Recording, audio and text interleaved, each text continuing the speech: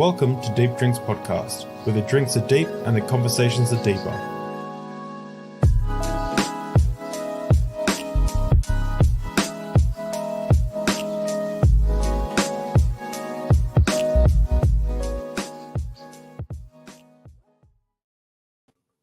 Hey everybody, welcome for coming out.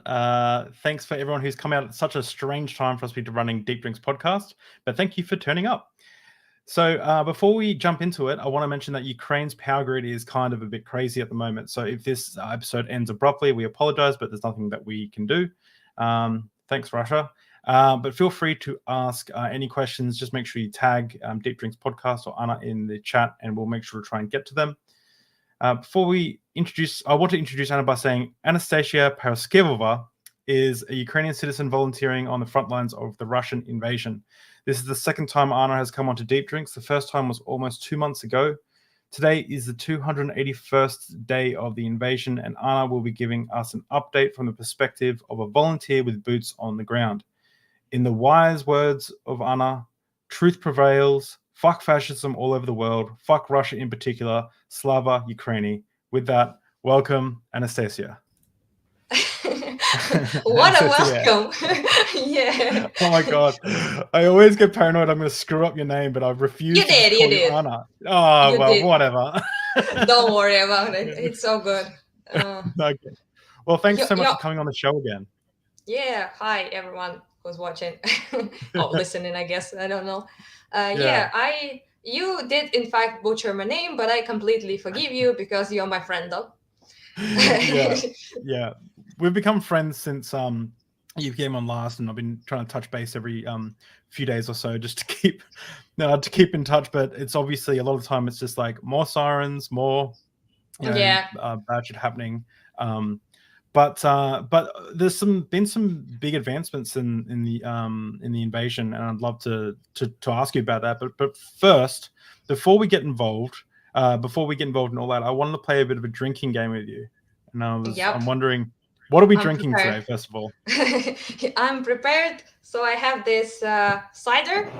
I apologize to everyone because it is French, but it is very good. And I got a Swedish cider because that was the closest country cider that I could get. So yeah, that's what I got.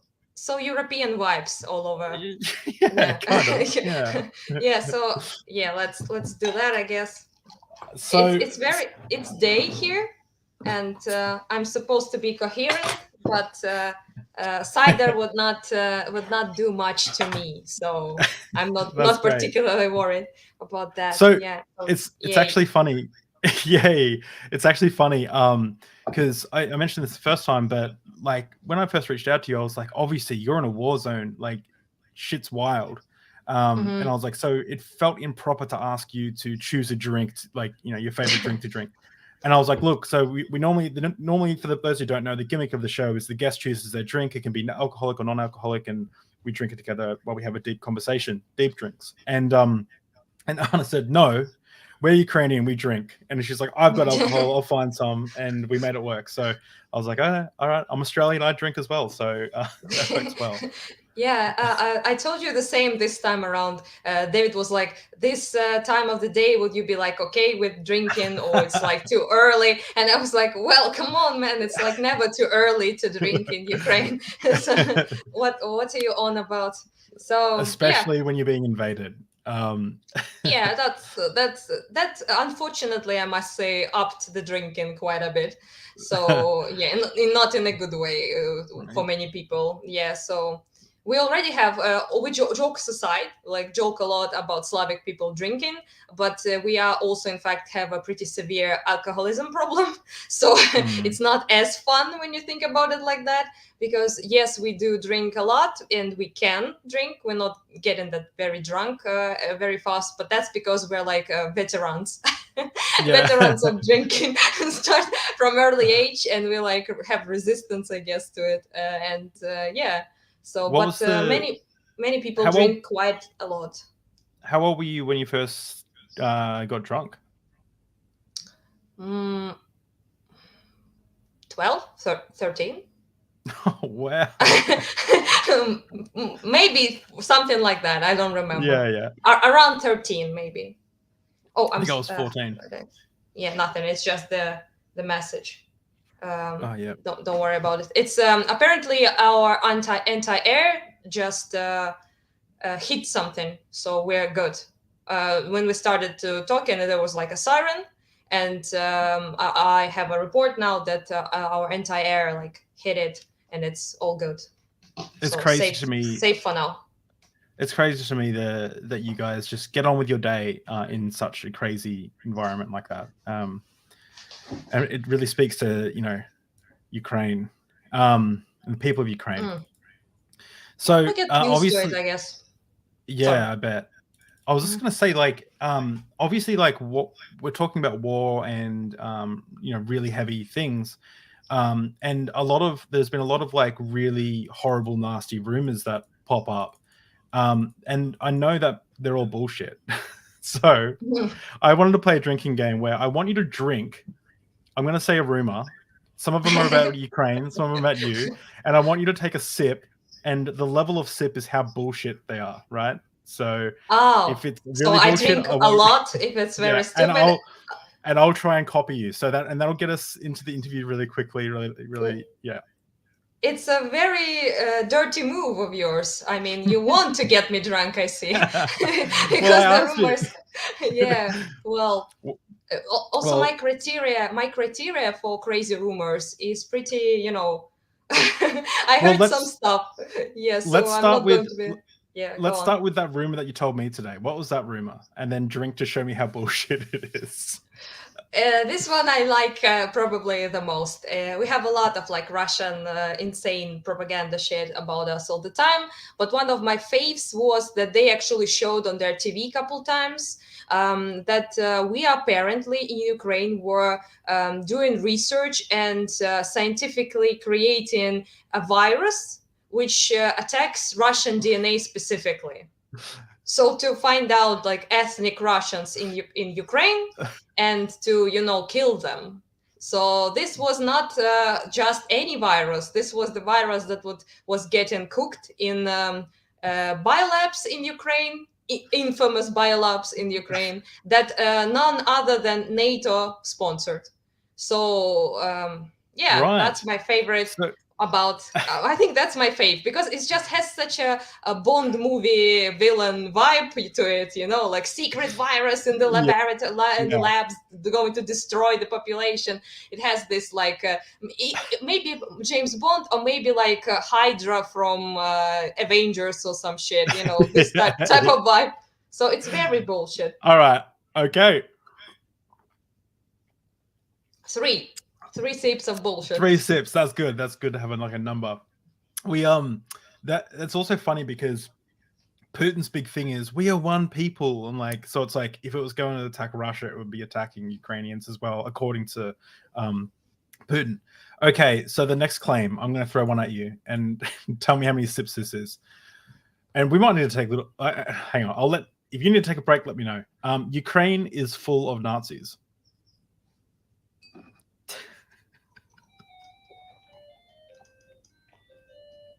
That's 5.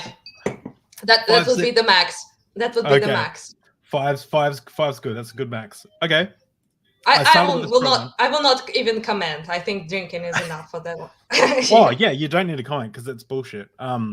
These are all bullshit. I wouldn't bring up anything that's like well, actually, this one I saw on your Twitter. Eastern and Southern Ukrainians are pro-Russian.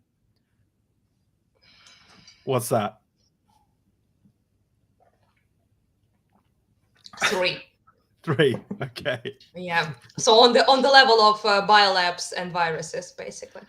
So is the southern eastern part of?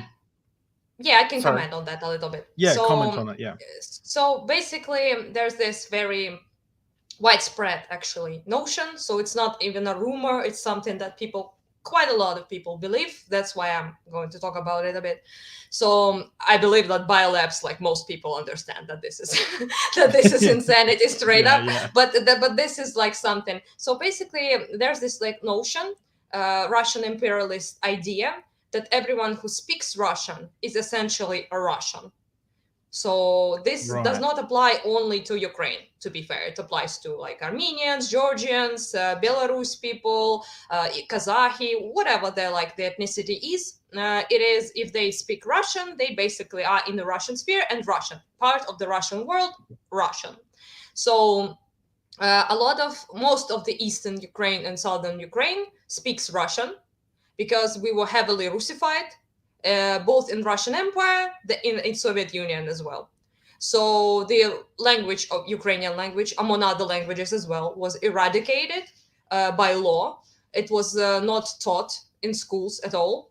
It was prohibited on every level, like publishing books. Like I told you last time we spoke, publishing books, publishing any like poetry, teaching in schools.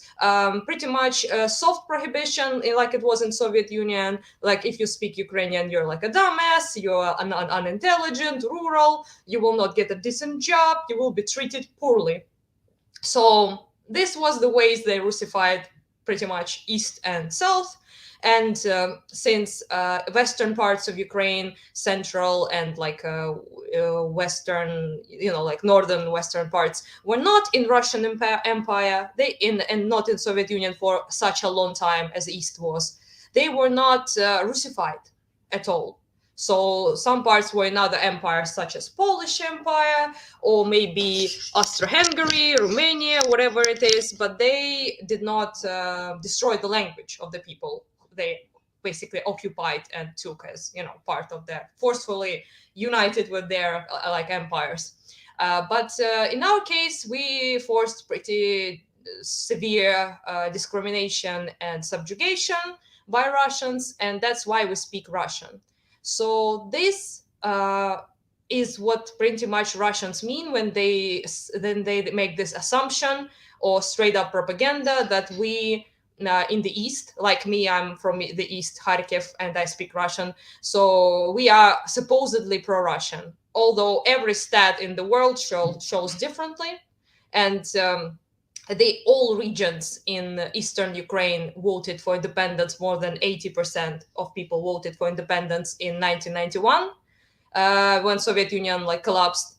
And also most of the people here were very pro Maidan revolution, not the significant majority, but still the majority, like 55%, 60%. And it was in 2014. For now, like 95% of people see, as stats show and as reality shows, see Russia as a mortal enemy. So yeah, so any goodwill they had from people in Ukraine in the East, they lost by this invasion, obviously, because it's us they kill. It's our cities they destroy. Yes, they attacked Western Ukraine as well, a little bit, and with missiles, Lviv,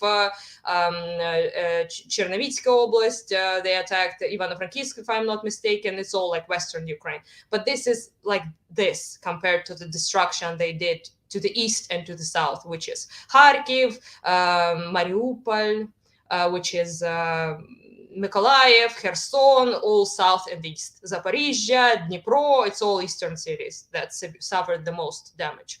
So yeah, it is bullshit in all ways, but they use this for quite some time, and many people unfortunately believe that lie and believe that people in Donbass wanted to be part of Russia in 2014, which is not true. 60% of them wanted to be Ukraine, and it's just even more by some accounts. Around only 30% said they wanted to be part of Russia in 2013, which is a lot. 30% is a lot, but not the majority by any means. So yeah. And that was in 2013, and that was before all the yeah. Okay, well that explains that. Ukraine and Russia I just drank randomly, I'm sorry. Ukraine and Russia are one people, in the words of Putin. Yeah, let's drink to that. Yeah. Okay, yeah. Well, it will be, I think it will be 3 bullshit sips. Okay, 3 bullshit.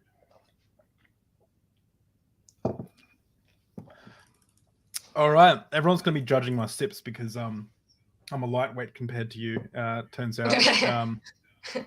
Yeah, well. uh, Ukraine. Do you want to say anything about that, or is that just like a? No, I think Yeah, it's self-explanatory that it's not yeah, true. They use it just like I said, to erase our identity. Not only ours. Again, they use it against many people as well. But Ukraine was like a bone in their like throat for some time, because we are constantly going back to resistance to fight for our independence, and almost all trouble that was given to Russian Empire ambition was given, quite frankly, by us, by Ukraine. So and we Mm, are quite large as well. So we are like not as large as Russia, of course, but comparatively to like small countries like Georgia, Moldova, Armenia, what kind of resistance can they really do, to be fair to them? But in our case, we are pretty, um, pretty decent in size and in will to, not succumb. So there's that, and yeah, we're never been one people. It's reflected in our history, in our heritage, in our culture, in our poetry, in our writings, in everything we did and everything we believed in. So yeah, we're completely different people, and for them, it is important to spread this narrative. And it's also very funny that they do, because it's like, yes, those people are just like us, like a brotherly nation, but basically one people. Let's destroy their cities and kill their yeah, populations. Yay! So if you want a brother like that, go on, I guess. We yeah. don't. That We don't. So yeah, yeah. It's kind of it doesn't. It's pure propaganda. It doesn't make sense at all. yeah. I guess the last one I'll read out before. There's two fun rumors about you that I know are bullshit, but I thought I'll ask them anyway. But before I ask those ones, uh, there's Ask a as many big as you want. It's there's fun. a big theme running through like what I was reading online, because I was trying to find like Russian propaganda talking points online, and a big one was that Ukrainians want to be saved by Russia from an oppressive government, and they've always had the desire to be liberated. That's 5. That That's a deserves five. Yeah. the maximum amount.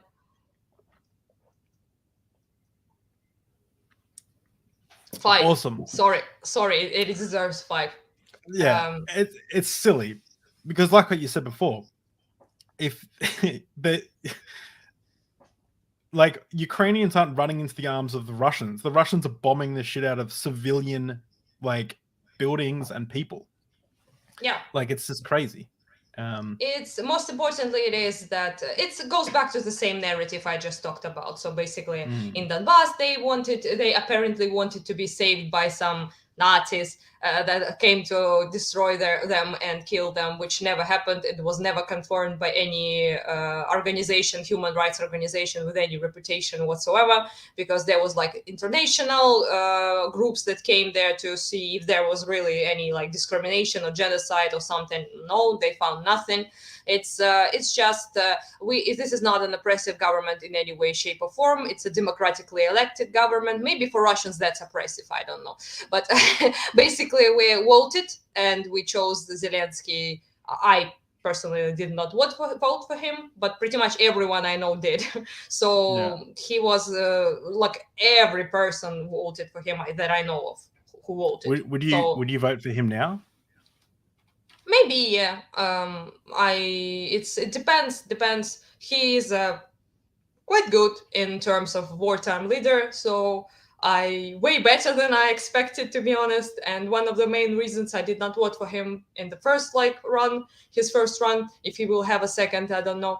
Then because I thought he would be too soft on Russia.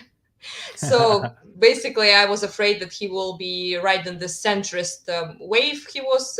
His campaign was pretty much built on this whole thing, like we will stop the war, we will stop the conflict in 2004 that started in 2014, and we will like somehow make this whole thing wholesome again, basically. And I Mm, severely did not like that. I did not want people from Donbass to be given back to Russia, and I wanted it to return to Ukraine, and for the sake of people who were there, mostly who were like killed, tortured, imprisoned, and terrorized for being Ukrainians. So I have quite a lot of friends from Donbass. Most of them are my best friend is from there. Quite a lot of my not as best but still friends are from there as well.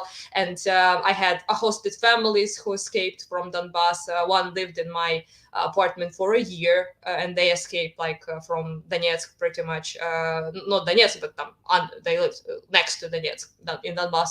So I knew quite a lot of what they did there to people, and so for me it was more personal than for many other people, I think. So basically this notion of getting liberated, there was nothing to liberate us from. We were like a pretty happy country. There was a lot of tough stuff, so low pay, corruption still was a problem, thanks to of course Russia. So basically there was a lot of stuff, and us as well, of course. People were not very interested in politics, they did not participate that much, and they allowed the government to get away with quite a lot, let's put it like that. But despite that, it was getting better with each year. So we were striving to be accepted by European Union and by Europeans as a whole as civilized non-barbarians. We really wanted that, and we tried to achieve that in the best way we could. And and this entire thing was completely ruined by this again. And again, I say again because this is far from the first time that Russia destroys Ukrainians' attempts of getting true independence and sovereignty from them. Each time it ends up in blood. The only thing I hope is that this time it will end in more of their blood than ours, and we will win. So this is the time, I guess. Hopefully this time it is the end. Hopefully this time when it ends, it ends. Yeah, I want to be. I don't want people from in 100 years, for example, to read to have the same struggles as we are. So when we read struggles of people for independence who fought against Russia for independence 200 years ago, 100 years ago, 300 years ago, and so on, and I read the same struggles, and I understand that, holy shit, I'm literally fighting the same fight that people fought centuries ago. So it's never ending. It's always recurs again. Each time we stand on our feet, they knock us down. And I do hope that a person who will be 100 years from now on will read it as the victory, as the end of this cycle, and will not live through what we lived through and what others lived through. So so it's bullshit. And of course, liberating people by mass murdering them, putting them in mass graves, raping, slaughtering, and destroying their cities is not a great liberation, in my opinion. No, definitely not. So one of the things that I noticed, so you've grown quite popular on Twitter. You've got 10,000 followers or something on Twitter now.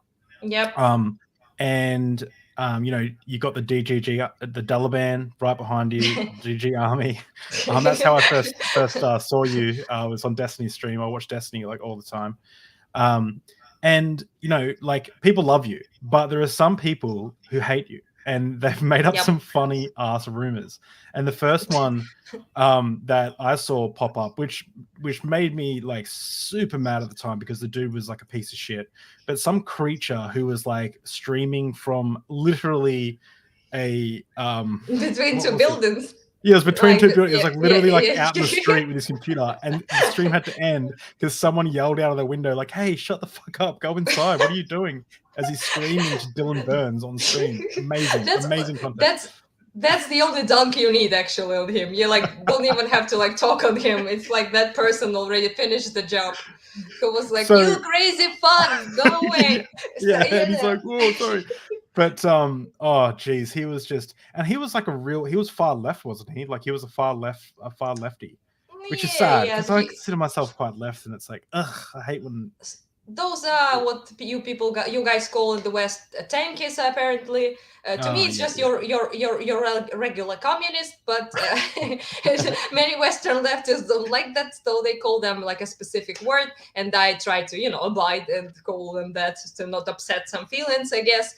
But to me, it's just a communist, just a regular kind, so authoritarian dipshit that pretends to care about people's rights and the liberation of lower countries. that actually wants a vanguard party to squish everyone he sees as the enemy of the people, or simply just doesn't like. So that's about it. That's basically it. And so he called me a Nazi whore. He said you're a quote whore who is sleeping with Russians. So what's that? It was that in a what in drinks. I did not hear about sleeping with Russians bit. Now this is offensive. This is offensive, I will say. Nazi whore, okay, but sleeping with Russians, no, that's offensive. Yeah. Although, if they are like normal kind of Russians, then I'm joking, of course. Like it's okay. So we have Russians here as well. Sleep with whoever you want. I don't know why sleeping. Yeah. Anyway, but it was funny. I liked transatlantic Nazi whore. It's cool. Transatlantic Nazi whore. Yeah, it's because I'm collaborating with transatlantic Nazis, which is like United States and transatlantic, like basically NATO, stuff like that. So he also called my father, who was killed, a transatlantic basically spy Nazi. So I wish I could tell my father that he was somebody called him like a transatlantic spy. He would like that. Yeah. He would laugh at that for sure. That's when I took back. I try not to bully people on Twitter, but that's when I stopped. I decided to bully him for a little bit, and I got him triggered, which was really fun in the comments, and got really mad at me. So, because I was like, that's like a low bar. Like, your dad was killed, and then he's like talking, what a piece of shit. Anyway, so so how many sips would that be? That would be transatlantic Nazi whore. Oh, would that just be, or is that what you can claim that? Are you going to claim that? Is that your new title? It actually kind of sounds pretty dope, I must say. Elite. I forgot the elite beat. I always forgot the elite beat. The elite. It's like elite transatlantic Nazi whore, because transatlantic elites are like capitalist, evil capitalists. If you gotta be a whore, be an elite whore, I think. So I love that. I do remember when we were talking prior to the last time stream, we were talking just briefly, and you mentioned, or maybe it was afterwards, but you mentioned that Russia always talks about having their conservative values, and you're like, no, us Ukrainian want that Western debauchery. Give us some Western debauchery. Degeneracy. Degeneracy. Yes, that's right. It's the term they use. An elite transatlantic generic. Oh, sorry. I'm not like exactly transatlantic Nazi whore, but I just kind of like it, so let's give it one sip. Yeah. Okay. All right. Enough. I think. And the funniest one that I saw, and this one like blew my mind, is that someone said, they must have been trolling, but they said that you haven't been in Ukraine since it started, and you're quote safe in Germany. Yes, that one. I love that one. So so in Kharkiv at my apartment right now. So it's very, very not true. Let's give it 3 sips. 3 sips. All right. But I did a video actually. I went to I posted on Twitter. I went to Freedom Square in Kharkiv and showed the administration building in the center of it, which was bombed on like pretty much at the very beginning of this whole thing. Like I think February 27 or 28, maybe like 1st, 2nd of March, like in the very beginning. So the entire building was blown up pretty much in the city center, and right now it has like boards and like boarded windows, but overall it's very visible that it was destroyed. There's also like bullet holes everywhere around, like from shrapnel, and I like basically like pointed my finger in that shrapnel, and I like filmed myself on it. Like behind me was this building that is was all over like news, YouTube, and everything, like this particular like explosion. And I was like, hey dipshits, here it's me, I'm in Kharkiv, come on, like so that's where they filmed the moon landing. Yeah, but basically they still can say it's like a green screen or some shit. There's like no conversing with these people. I have not left Ukraine since the February 24 and have no intention to until we pretty much win, basically. So yeah, not true. I was in Poltava, in Lviv, in like Kiev for some time, and I was going back and forth from Kiev to Kharkiv, but never left Ukraine. So yeah, and in Kharkiv right now. Yeah. So you last time we spoke, you were in A Kiev. minute? Yeah. Siren again. Another siren again. Yeah, I heard it, so I decided to listen. Yeah. If you need to move or anything, you mentioned before we started that you're not going to move even with the sirens this time. But if you need to move, please move. If you live in Kharkiv, you kind of have to, kind of have to not care that much, because it's very often, and if you will be like hiding in your basement every time it sounds, you will not do like anything. So at this point, I'm going to continue, talking. Let's hope I do not blow up on your stream. That would be unpleasant. Yeah, that would not be good. Tyler said, obviously filmed in Joe Biden's basement. So talking about your yes, yeah. Of course. Have you got Joe Biden's number? You can just give him a call and be like, yo, I need some more green screen. It would be like, for real, I think it was his son, like, right? Hunter Biden, I think. Yeah, I think it's about him, like this rumor that he had some Ukrainian hookers or something. I'm not sure. That'll be the next one. Like, I remember, like, Hunter Biden hooker. Yeah. That's definitely an elite transatlantic elite transatlantic Nazi whore hooker to oh gosh, Biden son. Was it Hunter Biden? Yeah, this would definitely boost my elite status, because it's a president's son, so it's pretty elite in my opinion. This about as elite as it gets. Yeah. The last time we spoke, you were in Kiev, and now you're in Kharkiv. So what's going on there? Why did you go back to Kharkiv? Well, pretty much I wanted to return home for some time already, and it just didn't make the decision because, well, mostly because of my mother. She was staying in Kyiv for a while, and I wanted to stay with her.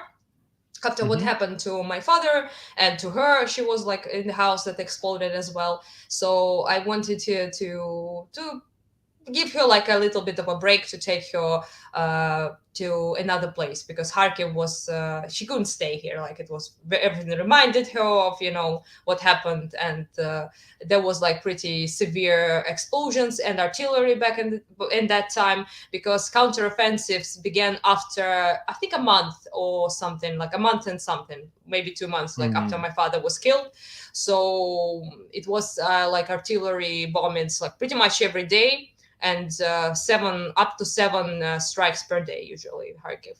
So in that kind of like environment, it's pretty hard to heal, I guess, somewhat. And so we decided to move away. We took her to Poltava for some time, but then we had like troubles with apartment there, and we decided to go to Kiev. My sister stayed in Poltava, and me and my mom, we went to live in Kiev for a while. And but then the attacks on Kiev intensified as well. So we have like two attacks that killed a lot of people in the city center. And and after that, after 10th of October and 15th of November, we realized that there is not like a significant difference right now between Kharkiv and Kiev in terms of danger. But the only thing that Kharkiv gets more sirens, like I said, because it's way closer, and everything, like something like flies there in Russia, and everything is like, oh, boom, sirens, because this reacts to proximity of basically the enemy. And but since artillery no longer gets to us, we are much safer than we used to be, thanks to our Ukrainian armed forces, who are awesome by every like word, heroes, of course. So so we decided to come back, and mom wanted to start working again.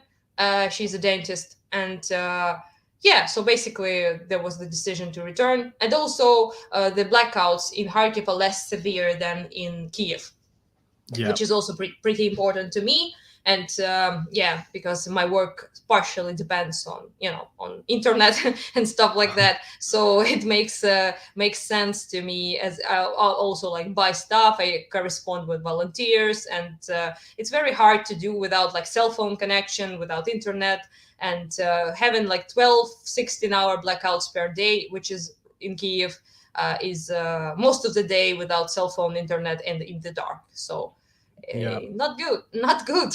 So Yeah. that's why I'm like back home, I think, mostly because of that. Yeah, with your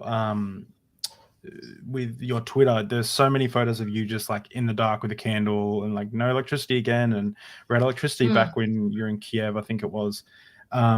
It's good to see. It's good to see that you're in Kharkiv, and it's also good to see that. Well, there's a few things. Sorry, I'm getting ahead of myself. Before, when you mentioned that there are people dying in Kiev, they're not. Correct me if I'm wrong. Some of them are civilians, aren't they? They're just not Yeah, like. they're not some, pretty much all of them were civilians. Okay, so all of them are civilians. I just want to make this very clear because there are probably some people still watching this who may not be up to date with this invasion. And it is an invasion. It's not a war. It's not. Well, it is a war, but it's an invasion. Yeah. The Russians are coming in and bombing civilian buildings and civilians. There is no. This isn't like, we accidentally, like, this is all out war from the Russians. Since we last spoke, this is according to I think the United Nations numbers, or it might have been Ukraine's government numbers, but more than 8,300 civilians have been killed in Ukraine, including 437 children. This is up from 6,114 civilians and 390 children when we spoke on October 13th.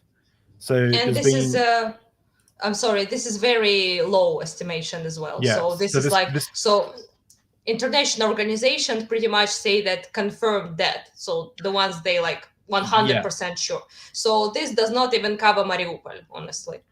This what Yeah, you just so read. So I was just gonna, because I thought that I wrote down the high number, but I wrote down the lower number, and it had a little asterisk there that said, because it was something like 40,000 Ukrainians that is estimated by the Ukrainian yes. government.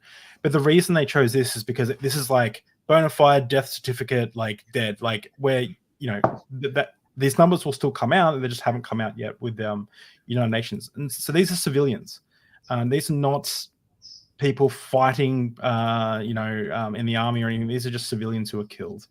Yes. And your father being one of those people, which is absolutely horrible. And the members of the European Parliament voted to adopt a resolution calling Russia a state sponsor of terrorism and a state which uses means of terrorism. So that's been passed. The President and European Commissioner Ursula von der Leyen, I hope I got that right, proposed the establishment of a special court to investigate and prosecute Russia's crimes of aggression. Western countries have agreed to establish a group to help repair Ukraine's badly damaged electricity grid, and the US has pledged to spend $53 million on that effort. But on the good side of things, Ukraine has reclaimed, against Russia's mighty army, Ukraine has reclaimed 54% of the land Russia has captured since the beginning of the war. So great news. And that's like, it's awesome to just see Ukraine fighting back like they are, and just for being so courageous in the face of you guys just aren't lying over. You guys aren't rolling over to this, which is great to see. We do try not to roll over. That's for sure. Yeah. So today is kind of an important day, honestly, for Ukraine, because exactly 31 years ago, we voted for our independence overwhelmingly. So in December 1st, 1991, was the voting for Ukraine's independence from Soviet Union and Russia, basically. And 90% of people voted that they want to be independent and free. So this was the largest voting in the history, basically, of Ukraine, because 32 million people participated.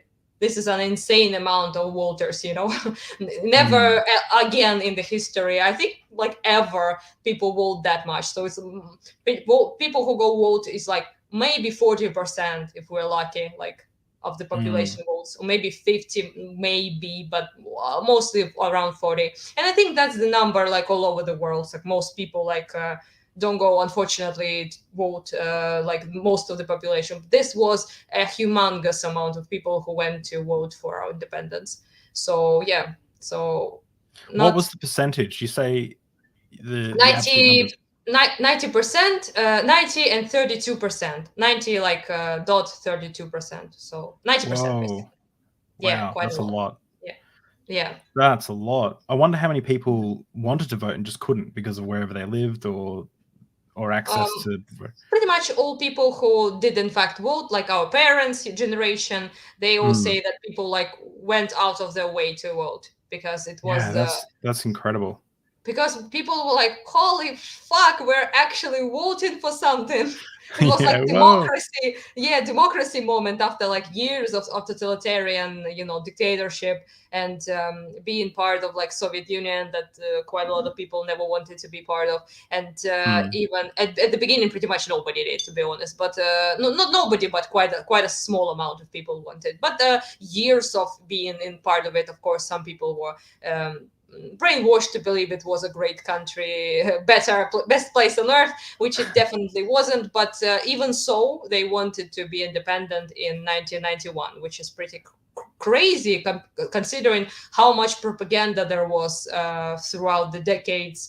Most people were like who were born already after World War II, like 50s, 60s, like my parents, like, and in 70s as well. They were like drenched in this like propaganda and World War II hype about victory against Nazis, all of that. So despite that, they still wanted to be independent overwhelmingly, which is pretty great. And I would like to point out that all regions of Ukraine voted overwhelmingly for independence. So in the West, numbers were like 90s, 95, 96 and up. But in the East, they were like 80 up. So still more than 80% wanted in the East as well to be independent. The only region that voted significantly less was Crimea, but still 56, I think, percent. So the majority, but not the large majority. But that's because ethnically there are like 60% Russians there. So that's why they did not want to, be separate from Russia and Soviet Union, because they're Russians, but still, even them apparently sort of wanted, because 56% still did vote, right? So I do think it was majority Ukrainians and Tatari, but still, I guess some Russians did as well. That makes because sense. we talked about it last time, because they like genocided the Tatari people, and then they like moved in basically the Russians in their houses and their homes, like built their own shit there, and that's how they got Crimea to be their influence sphere and their region of Ukraine that is basically their power was consolidated at. So yeah. So from how is so since we last spoke, it's been about 2 months since we last spoke, how have things changed like on the ground? Like, have people's morales shifted with the taking back of land? Are people getting tired, or people just keep fighting, or like has anything changed, or has anything changed with your volunteer work? Well, pretty much after Kherson was uncomfortable. So after Kherson was deoccupied, people's mood is pretty lifted. It was already high in terms of morale, but this is like a huge win for us, of course, because this is pretty much the main and only city they took that was that they held. So not like a little village or some like whatever the place. Not like that villages don't matter, but like a big city, and we took it. So the other one they have is Mariupol, but this is like a rubble of dust. This is they like entirely destroyed the city to take it, and but Kherson was not like that. So there was damage, but not as significant. So for them, it's a huge loss, and for us, it's a huge win, both in terms like of military wins and morale, of course, as well. So people are pretty chuffed about that. People went on the streets to celebrate in Kiev, in Kharkiv, in all cities, and Kherson people like danced and sang like all the time, despite the fact that they did not have like any electricity, any water at all, any heat, nothing. And they were like, I have like this video. I saw this video of the guy that I really love. He's like a philosophy student from Kherson, and he was like given an interview to a journalist basically in English, and he was like, we have no heat, no electricity, no water, no like an internet connection, no cell phone connection, but the most important thing that we have, no Russians. And he was like so happy about it. He has very strong accent as well. It was so funny to see, and he was so happy with his like little flag and ribbons, and finally being able to wear it without being shot in the head for wearing those ribbons and flags. And yeah, it was just it was very cool. And I think that's the sentiment like most people feel. So we can survive like all sorts of shit as long as there are like no Russians basically. And yeah, it is pretty hard, not gonna lie. Those like severe blackouts is makes your life pretty difficult for sure, and pisses off people as well, because it's very hard to work, especially considering the fact that many people work from home, like with the internet and their like laptops and stuff. It's pretty bad. And some people can't cook at all, so if they have like electric stove or something, it doesn't work. So yeah, it's hard, but like this gentleman from Kherson said, it's the most important thing is no Russians. No Russians. The rest, the rest is we can work out. And in terms of my volunteer work, pretty much it's just the same, but the things I get changed. So I get mostly like thermal wear right now for keep people warm, boots to to not get their feet wet, generators, flashlights, because there's like no light and they need like some kind of like light. Also not flashlights. Oh, right? I think you said flash. I don't know if it was your accent, but it sounded like flashlights. But I don't. Flash, yes. You're not getting flashlights for people. They also are needed, actually. Oh yeah, they need it. But maybe, I'm not sure. I did not get this request. Maybe they are needed.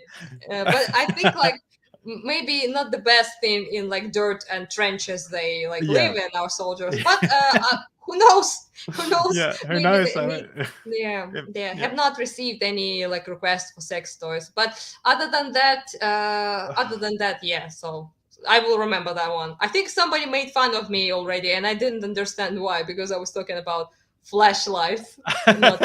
Maybe someone said flashlights because David hears what he wants to hear. Maybe that was me. Maybe I'm the one that should be embarrassed, because maybe you said clearly flashlights and I heard flashlights.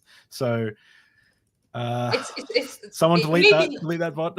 That's not your fault, because for me, I can barely hear any difference between so it's very hard for me to I'm not an English speaker like native. So it's really hard for me to see the difference. It sounds very similar to me. So it's probably it's probably you're probably right. It's probably more to do with my perverted brain that just picked up that like word. No, but someone else also did. Let me know if your brain is also as perverted and heard that. But back to your volunteer work.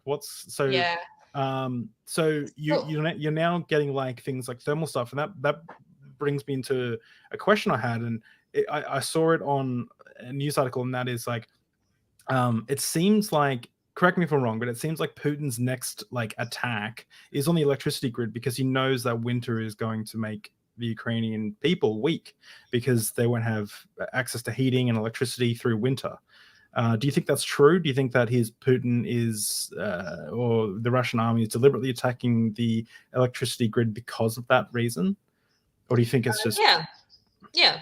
It's like a terror tactic, basically, is what it is. So it's pretty hard to live without electricity in 21st century on a good day, but in winter times, it's the cold is like the biggest problem, of course. And also, many people have like houses with like holes in them and like bullet and no glass and no windows, and it's pretty shitty already. But without the heat, of course, it is pretty bad. And it's also kind of affects your mood, I guess. So if you're like in the dark all the time, you just get like sort of depressed. I gotta say. So um, Mm. we fight that as best as we can, but and they will not like make us, go to the streets and demand peaceful negotiations with Russia, uh, just for the Russians. But Mm. basically, other than that, does make us our lives bad. So that's not gonna like pretend it doesn't. But fuck you anyway, of course, and we will still do everything we can. Just our lives are harder, of course. And they fully intended to make a full blackout, so like for Mm. maybe weeks, and that would be not good. But to survive 1 day or 2 days is just not that bad. But weeks is pretty bad. And I just don't. I just people don't prepare. understand how, like, this is, because this is attacking the electricity grid. How can this not be like directed only at the civilians? Do you know what I mean? Like how Yeah, is so? I just wonder, like, at what stage does the rest of the world acknowledge that what Russia is doing are war crimes that need to be dealt with, like, right now? Like, I know, like, do you think NATO will ever get involved? no. They do acknowledge it as war crimes, of course. So there's like investigations. They're just very slow. So like I said, like people killed like about 40,000 up to 50,000 by our estimation, and it is a correct estimation. Just Mm. that it's hard to confirm. For example, Mariupol, because there are no journalists are allowed there. Basically. Mm. So how the fuck do you count? And the worst thing about it is that Russians will hide all the like. Shit they did. They like burn people's bodies up in crematoriums, and some victims will never be discovered, quite a lot of them. So Mm. yeah, but each city we liberate, we pretty much discover mass graves, torture chambers, and the biggest mass grave since World War II, I think, was in Izium, discovered in Mm. Izium. And yeah, and so yeah, those are obvious to all like reasonable people. But despite the fact that they like you said that Russia is a sponsor of terrorism and use means of terrorism, which is different than saying that Russia is a terrorist state. By the way, as people pointed out to me on Twitter, it's not the same. But yeah, I think to pretty much everyone it's clear who is not insane and pro-Russia supporter. And but it doesn't mean that they will get physically involved, and we do not expect that, to be honest. um I when you said Izum just before, I wrote down this, like, for last stream. I'm pretty sure I read it out, but just so for people who didn't catch last stream, Izum was several mass graves, including one site containing at least 440 bodies were found in the woods near a Ukrainian city of Izum after it was liberated by the Ukrainian forces. The 414 bodies included 215 civilian men, 194 civilian women, 5 children, and 22 servicemen. Most of the dead showed signs of violent death, and 30 presented traces of torture and execution, including ropes around the neck, bound hands, broken limbs, and genital amputation. Children, women, men, civilians, like, this is big, and that's only one place, the city of Izum, when it was liberated. That's crazy. yeah, same shit in Kherson, by the way. So yeah, but we are getting reports, and I will only say those that were confirmed by our like police and detectives and investigators. But 25 torture chambers were found, and people who were tortured there were even this time, even we have like testimonies about teenagers and children as well. So Mm. this we did not have before, like straight up like testimonies of teenagers that were in torture chambers. So yeah, and sexual violence is incredibly prevalent, and it was already like pretty known in Bucha and in Hostomel. Bucha was like this first place where this was that was liberated in north of Kiev, and yeah, so the things that were discovered there were particularly terrifying and awful because they had no time to like hide their tracks. So the bodies of people with just their hands with ropes like that on their hands or behind their backs or something, they were found like just lying on the streets basically. So that's why it was so like I guess or eye-opening for like many people, especially in the West, because it was just so it was hard to even it's not just a picture of a torture chamber. It's like literally people like lying on the ground. Are they the photos that you sent me over Messenger and asked if they would be okay on Twitter? Are those ones you're talking about? Yeah. Did you get banned? You got banned for like a 24-hour ban or something, didn't you? For some, was that for that, or was that for something else? No, that was because I was mean to Hassan Piker. That's so good. Yeah, that had nothing to do with it. You would expect it to be like footage of like dead and tortured people, but no, that's fine. It was because you were mean to Hassan Piker. Yes. I basically the most privileged people in the world. Yeah, I called him like a nepotist fuckboy who doesn't know like what the fuck he's talking about. That he's like a multimillionaire who lives in like a huge house with pools and bitches there, and a blackjack and horse, and and basically spews shit about my country and promotes communism, uses Soviet like aesthetic like flex, and like dances on the graves of millions of Ukrainians. Basically, is what he's doing. Yeah, it's an aesthetic. It seems like an aesthetic for him, but he wouldn't be pro-Russia, would he? Or is he? I don't follow the. It's kind of like hard question to answer. Like on its face, no. See, he did say like invasion bad. I don't like support invasion, but that's very like surface, like level. Yeah, like tap dancing. Yeah. So basically, I believe that he doesn't like support invasion and he thinks it's bad. Obviously, I don't think he's lying. But then he will, after that, he will use straight up Russian propaganda to kind of like play apologist for Russia. So yeah, invasion bad, but they had reasons to do that because NATO, because America bad, because Ukrainians like America. Maidan was a coup sponsored by like Western whatever Ukrainian Nazis. So you're like regular talking points that Russia themselves uses to justify their invasion and their imperialist expansion and their genocides. So basically you say like invasion bad, but they kind of had a point. So he even was like on camera saying that Crimea's annexation was totally justified, and of course he wouldn't like say straight up some like go Russia like Putin, yay, but at the same time basically playing apologia for it is not as bad but quite bad in my opinion. Yeah, especially to millions upon millions of his audience. I don't watch a lot of, or I don't watch any of Hassan's stuff, but it's like it seems like his whole vibe is like it's an aesthetic, like it's like his brand almost to be a commie or something. He identifies as such. So yeah, what about I know you recently had conversations with Vosh. I know Destiny, and did you get much flack from the Delaban from? No, surprisingly, I didn't.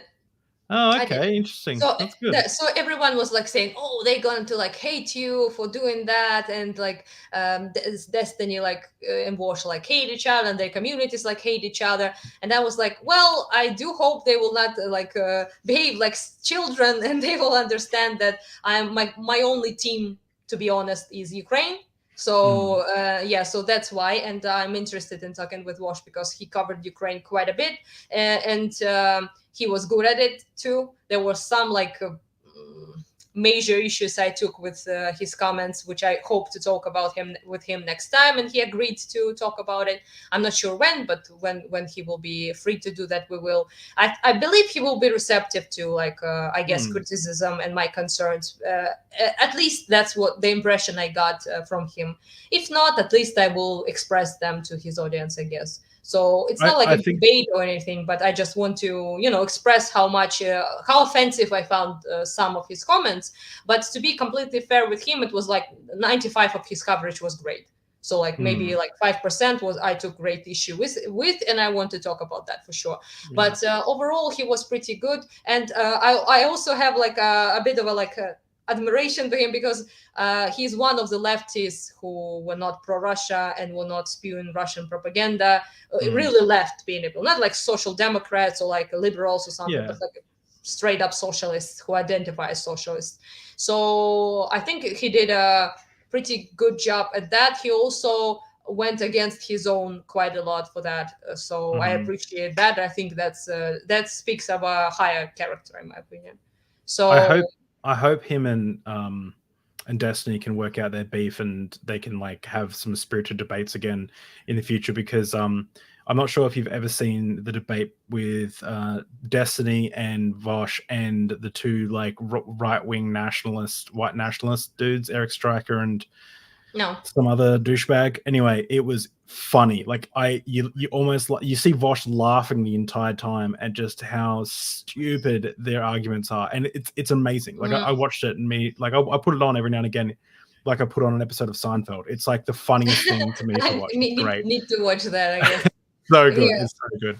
But some people like treat them like literal like children, but I mean Wash and Destiny, but I think they are grown dudes. They can figure their stuff out if they want. Yeah, if they not, it's not up to me. So that bridge is apparently burned, I think, and as people on the internet say, and I don't think it's my business, honestly. So people would like brought up this to me all the time. So they did this, they talked this, they shit each other on each other, this Wash lied there, and Destiny did this, and guys, I don't give a shit. Like I literally don't care about years of drama, and I don't want to. I will deal with them like separate individuals in the way they treat me, and in the way what they specifically say to me. Like the rest, I just have no like desire to dwell on like years long like drama that I have no business poking my nose into. Yeah. It's not your business, but it's my business, okay? I'm saying public service announcement to Vosh and Destiny. Get your fucking shit together and start arguing about cool shit again online, because it was fun to watch, all right? Put aside your little temper tantrums and just, start entertaining the masses again. Please. It's very much like a fucking divorce, it seems like. It is. It's just like, it's like your kids. Your kids sitting here going like, please, mom and dad, stop fighting. So literally like there's like children who picked a side basically and grow to despise the other parent, which happens. And there are always those that I just want mommy and daddy to make up. I've been over Destiny's house for a long time, and I'm going, Destiny, please bring daddy home. Please bring Vosh home. Like that's what I'm doing. I want to see, because like I don't want to go over to mum's or dad's or whatever. I don't want to go to the other parent's house just yet, but I want them to be together. So come on, guys, you can do it. So Destiny is the mom then. Yeah, and we need Dylan Burns. Destiny's, they're both a bit of both, right? And Destiny's, we need Dylan Burns to moderate their first little connection, and then we've got. I think he can do that, but I don't think they want to. That's the important bit, I guess. Well, if it happens, you heard it here first. If they ever come together, it was because of us. But some people actually wrote me, like Wash fans and mostly Destiny fans as well. They were like, "Oh, you need to like build the big bridge between them," and I was like, "Guys, I'm like, it's not like my business. Two grown ass dudes. Like, why the fuck should I like do that?" And also, it's kind of funny that people ask a Ukrainian to build a bridge. That was an awful it was an awful Crimean bridge joke. That's awesome. Yeah, so we're good at burning bridges apparently, not building them. So so it's kind of funny. But to everyone's credit, there was some people like in my Twitter shitting like on Destiny or on Bosch from the different communities, and I told them like, cut that crap up, go out. If you don't want to behave, like, get the fuck out of my Twitter, because just I don't want to, like, I consider Destiny like a friend basically, and I am super grateful to him. I do care for him, and I don't want to hear like shit on him, like without any evidence, calling him like a rapist or some shit. Like, go away with that shit. That whole Yeah, Mr. Girl arc is so cringe. Yeah. Mr. Girl is like actually insane. Apparently. And also same thing about Wash. I'm not like as friendly with him, because we talked like, no, basically one time, and it was lagging like crazy, and it was really hard to call it a conversation in the best sense. But still, if someone like comes up and calls him like a pedo or something, go the fuck away. So basically, that's it's the like, same thing. like do it if you've got evidence, but don't if you don't have evidence. Yeah. Like, and that's Also, what Mr. Girl is doing. Yeah, if you want to criticize like his ideas, that's fine. I have like critiques of my own as well. But if you just want to like call him names and shit on him, then get the fuck out. I don't care about that. Yeah, exactly.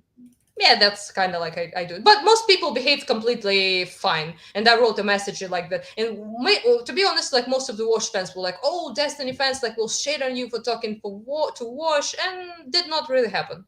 So they were like okay with it, basically. And some people were making jest like, "Oh, the betrayal," like like, no, it was all like jesty, like joking about like that.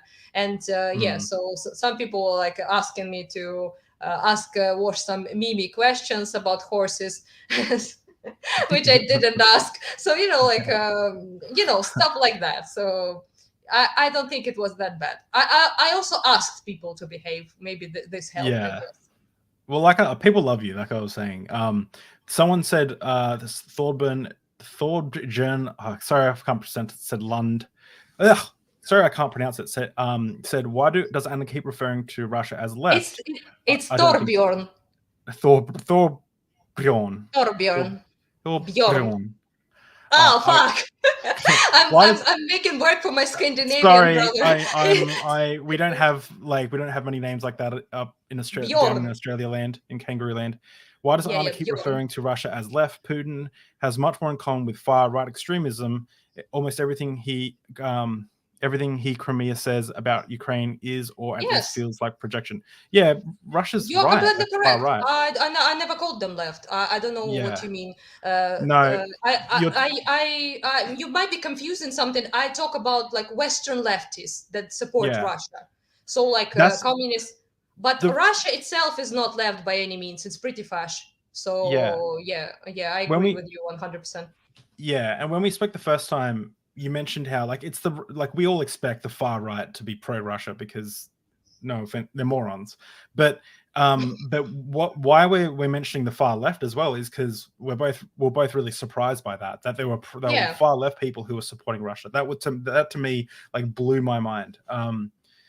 So that's kind of why I guess we were referencing that. But yes, it's like zero surprise to me that far right people will support Russia. So yeah, it's like yeah, obviously, right? Is the Pope Catholic? Like yeah. So you are completely correct. There are like no left in any way, shape, or form, and I never stated that.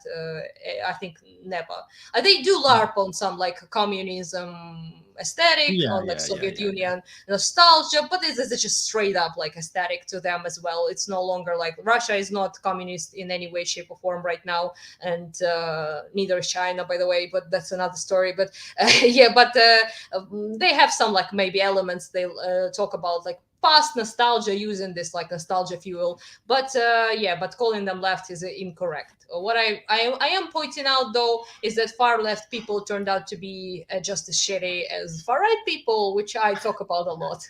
That's true, but it's not about Russia. So I do want to mention that DGG has helped you a lot, and I want to give a shout out to your Twitter, but also DGG for what they have done. So they and I hope some of my community gave you some money as well, raised, but mainly 99.999% DGG raised. I don't want to lump myself in there. I had some who signed themselves as David fans. So really? Yes. Oh wow, that's so nice to hear. I think maybe So- 3 or 4 people for sure. So Hey, well, no one bought the yeah. merch that I made, so it's not because I'm like holding the money. That, like, no one cared about my Oh, merch. I bought a sticker, I'm but that's it. sorry. So I need to buy your merch to support no, you. don't buy. No, don't worry about that. It's not very good merch. But I just wanted to find ways to support you. So Thank everyone you. go and check out Anna's Twitter. It's keep you up to date with like what's going on with the war. She tweets a lot of cool stuff, and you can get into fun arguments with her. Can you return it? Up. I like up. Oh yeah, that's. I bought a Destiny's plushie. Yeah, I bought it as a present for myself. So yeah. And that's the thing I wanted to mention as well is you said, guys, I made an extremely important purchase. It's an essential item, which is obvious to anyone, I believe, and it's a Destiny plushie. So yeah, awesome. Yeah. So, I saw him, like he was like holding it with his like robotic expression as usual. At him, he's so cute, like he's so soft and squishy, and he was like holding it with near his face, and he was like looking straight in everyone's eyes, and he was like beautiful, and I was like, oh, I gotta have it. I gotta have it. Yeah. So I bought so it. good. An early Christmas present. Yeah. So make sure you go over to Anna's Twitter, follow there, and if you want to donate to Anna, her information, of course, is in the link in this video. All the proceeds go 100% to help you in your volunteering efforts, unless you specify otherwise, because you recently bought a you didn't want to use any of the volunteer efforts to buy yourself a generator, but Destiny's community, DGG, jumped out again and gave you some money so you could buy a generator so that you could live, which is nice. It's actually not exactly a generator, because it's really hard to put a generator in the apartment. It's loud. It's like very, it's on it's hard to use, and it's also like smells, and it's not for the small apartment that I have here, like this big. So basically I bought a EcoFlow power station, which is essentially a huge battery that you can charge stuff from, and it is pretty expensive, and I decided to to ask for help about that, because I wanted to make clear that this is for me and not for the army, and people donated way more than I asked for the power station, and I was like, stop, I already got the money for the power station. And they were like, we will not stop. DGG was like, this is like a protest donation, and they would legit sign them, like, a woman will not tell me what to do. Like it was only hilarious, honestly. So misogyny arc. So basically that was very fun and very nice of them, and I already bought this power station, but the rest of the money they sent I will use for the army, despite them sending it to me. I already made some purchases. We are about to buy a car, and this car is needed to I will post very soon, maybe in a couple of days. I will post videos from near the front lines where artillery guys are, and this is they're swimming in dirt, in dirt. It's very hard conditions, and it's very hard for volunteers to get to them. So the cars die on the way there because of the incredibly bad roads, and it is very hard to deliver stuff to them now because they're further away from us. They're not close to Kharkiv anymore. They're further away. So we decided, Igor and Andriy and me, who are all volunteers, in one band of volunteers. So we decided that we really do need this car, because a jeep or something like that to get the stuff they need to them, because Andriy's cart is dead. It's really dead. It's no longer, it's about to die any day now, basically. So I will post so all of you can see those fucking roads, and all the questions will disappear. Actually, fun fact, which probably will be interesting video, you need to ditch your car very close to the battalion, where the battalion is, and then you literally go right on Heimers to go there. On what? Heimers, how you call them, those American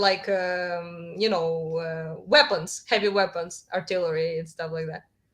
Have you really? seen them? Yes. No, we got them. This is Google them. Just Google them. This is, how do I spell it? HIMARS. HIMARS.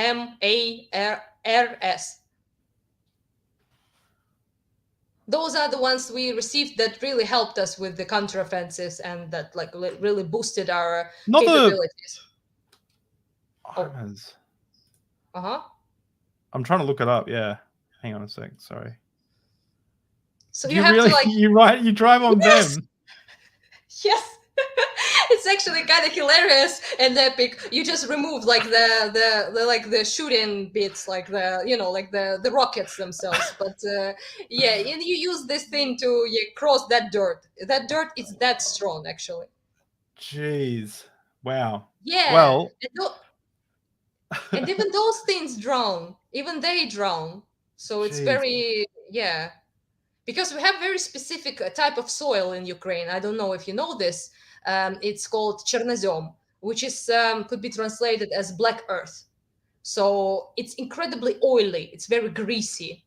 So it's like yeah, so you can like pick it up with your hand, basically, like straight up like that. And it's very, yeah, it's like a swamp essentially. And in November time, it's very hard to even like in the city it even is all fucking greasy sometimes, but in the like roads that are destroyed, that there is no like concrete, no like nothing, and it's all like forests and fields, and it's just, oh, it's so bad. You step and you just drown. Your knee is up to your knee, you're in the dirt. So it's very hard, and this soil is very specific to Ukraine. This was one of the reasons, like in feudal times, why so many people wanted to take over our country, because it's exceptionally fertile. It's one of the most fertile soils in the world, which in the time when the land was the main like currency, it was quite a profitable land to own. Yeah. So if I'm not mistaken, it might be even the most fertile soil in the world, but definitely one of the most fertile ones. But the downside is that it is greasy as fuck. So yeah, I've never heard of greasy soil. Yeah, it is. Just, like, strain it and get out some like oil. It's very like, yeah, it's very like wet and like hard to describe. But when it's like very dry seasons, like a lot of sun, not very much rain, it's dry obviously. But when it's rainy, it gets like wet as fuck. It's like that. So it's very slippery. You can like straight up slip on it. So it's pretty different from all the rest of the world. It was actually kind of fun to me when I was a child, and first time I remember going outside of Ukraine. We went to Greece, to my father's relatives in Greece, and I remember seeing like on the right, we were riding on my father's car, and it was a long way, and we went there, and I remember seeing this like soil, and I was like, what is that? I couldn't just understand why it's like the sandy brown reddish color, and it's so like different. So to me it felt like being on fucking Mars or something, so it's very different, and it is just such a strange experience, because in the child's mind you have like those concepts, right? So you know what Earth is, right? And it is like a very, very dark, like almost black to you, right? And then you go to like other parts and it's like different, completely different, like in texture and color. And I was like, what is that? So so Ukraine is very, but apparently like the most of the world looks like that. It's like the Ukraine is different. Out where I live, the ground's quite sandy, is because I live quite near the coast. I live on the Sunshine Coast in Australia, but most of Australia is red, like red soil. Like a Mars.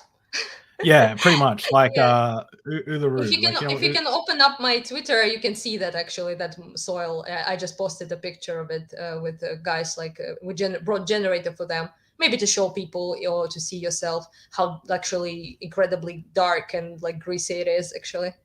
All right, I'll bring it up. Yeah. We can see that. Yeah. That's it. Yeah, that's how it is. So this picture with the generator on the right. It's you can see that, right? The next picture is, you can like see near his feet how greasy and dark it is. Oh wow, that's just your typical like soil. That's like your typical soil, right? This is, so we have the world's largest rock in Australia. It's like Uluru, which is it's so red. It's so weird. Very red. Yeah, pretty. So very pretty. Yeah, that looks like Mars to me. That looks like on the something you see on Mars, not on Earth. So yeah. I just also want to mention that if anyone likes what we do here, Deep Drinks Podcast, on Saturday I'm interviewing Eli Yodas, who survived an Amish cult where there was murder, child abuse, and incest, and now he tries to rescue children from them. And also we have Purity Culture horror stories coming up, which will be really fun with Feral Pastor's Wife. We talk about purity culture in the Christian church and talk about the horror stories of that. So that's going to be fun. But back to what we're talking about. David talks are awesome. Support them. It's Thank very you. cool. Yeah, it's really good conversations. In my opinion, way better than most stuff you hear on the internet. So Thank you. Do support him, please. I appreciate that. Some people are roasting me in the comments, saying Why? that I don't think it's possible to know about not know about HIMARS if you keep up with the war in Ukraine. Obviously, I don't keep up enough then because I didn't know what they were. I knew what they were in the images and stuff, but I didn't know what they were called. Come on, David just is not a fan of machines of murder. I keep up. Yeah, I keep up with. I don't really care about, like, I'm not a gun person. I hate guns, actually. I'm not a I care more about like the humanitarian stuff than I do about. Yeah. Like, well, stuff. if you want an expert on weaponry, I don't look like one, but I am one because I am in Ukraine, and I know my javelins, my Stinners, my HIMARS, my ATAMs, my all sorts of anti-air shit, and It sounds like you're talking about like weapons in Halo. I have no idea what any of those mean. Like in Australia, we don't have any guns at all. Well, we might have a couple in the black market, but we had like the largest mass shooting in Australia in 1989 or something, and there was like 40 people dead. I can't remember how many people dead. I'm a little tipsy, but it was a lot of people dead, and we banned all guns after that. They said, no, fuck off. And then the government said, fuck off, we're taking your guns. And everyone went, yeah, all right, we'll fucking give you guns. And then took all the guns away. And then since then we haven't even had a shooting of more than like 2 or 3 people, like, ever. So then in Australia, like culture of guns is completely like different from United States, right? Yeah, like I think still farmers and stuff can get guns, and there are some gun clubs and stuff, but it's much more protected. Like where I live, I work in a place called Maroochydore, and I was driving past, and there's a gun shop that opened up, and I was like shocked. I was like, what the fuck is that doing here? Like, that's so fucking weird. Everyone's like, this is bizarre. But there still is like people who do hunting and stuff, but you can't get like machine guns and like walk around schools with them and stuff, which is So to be quite honest with you, like up until this point, I was very like, I guess, anti-guns as a general. So I was like kind of confused with why in the United States, like school shootings and shit like that. I understand that for American, it's quite important. Like the guns are like part of their like vision of how the country should be, and I respect that. But I thought that at least maybe some more proper gun control or something, or that it's harder for people to get those guns, like kill like a bunch of people in like three motions of your hand. It's pretty bad, but then I did not want to. I was not like pro-gun in Ukraine, although there was conversations about that, so people can have guns.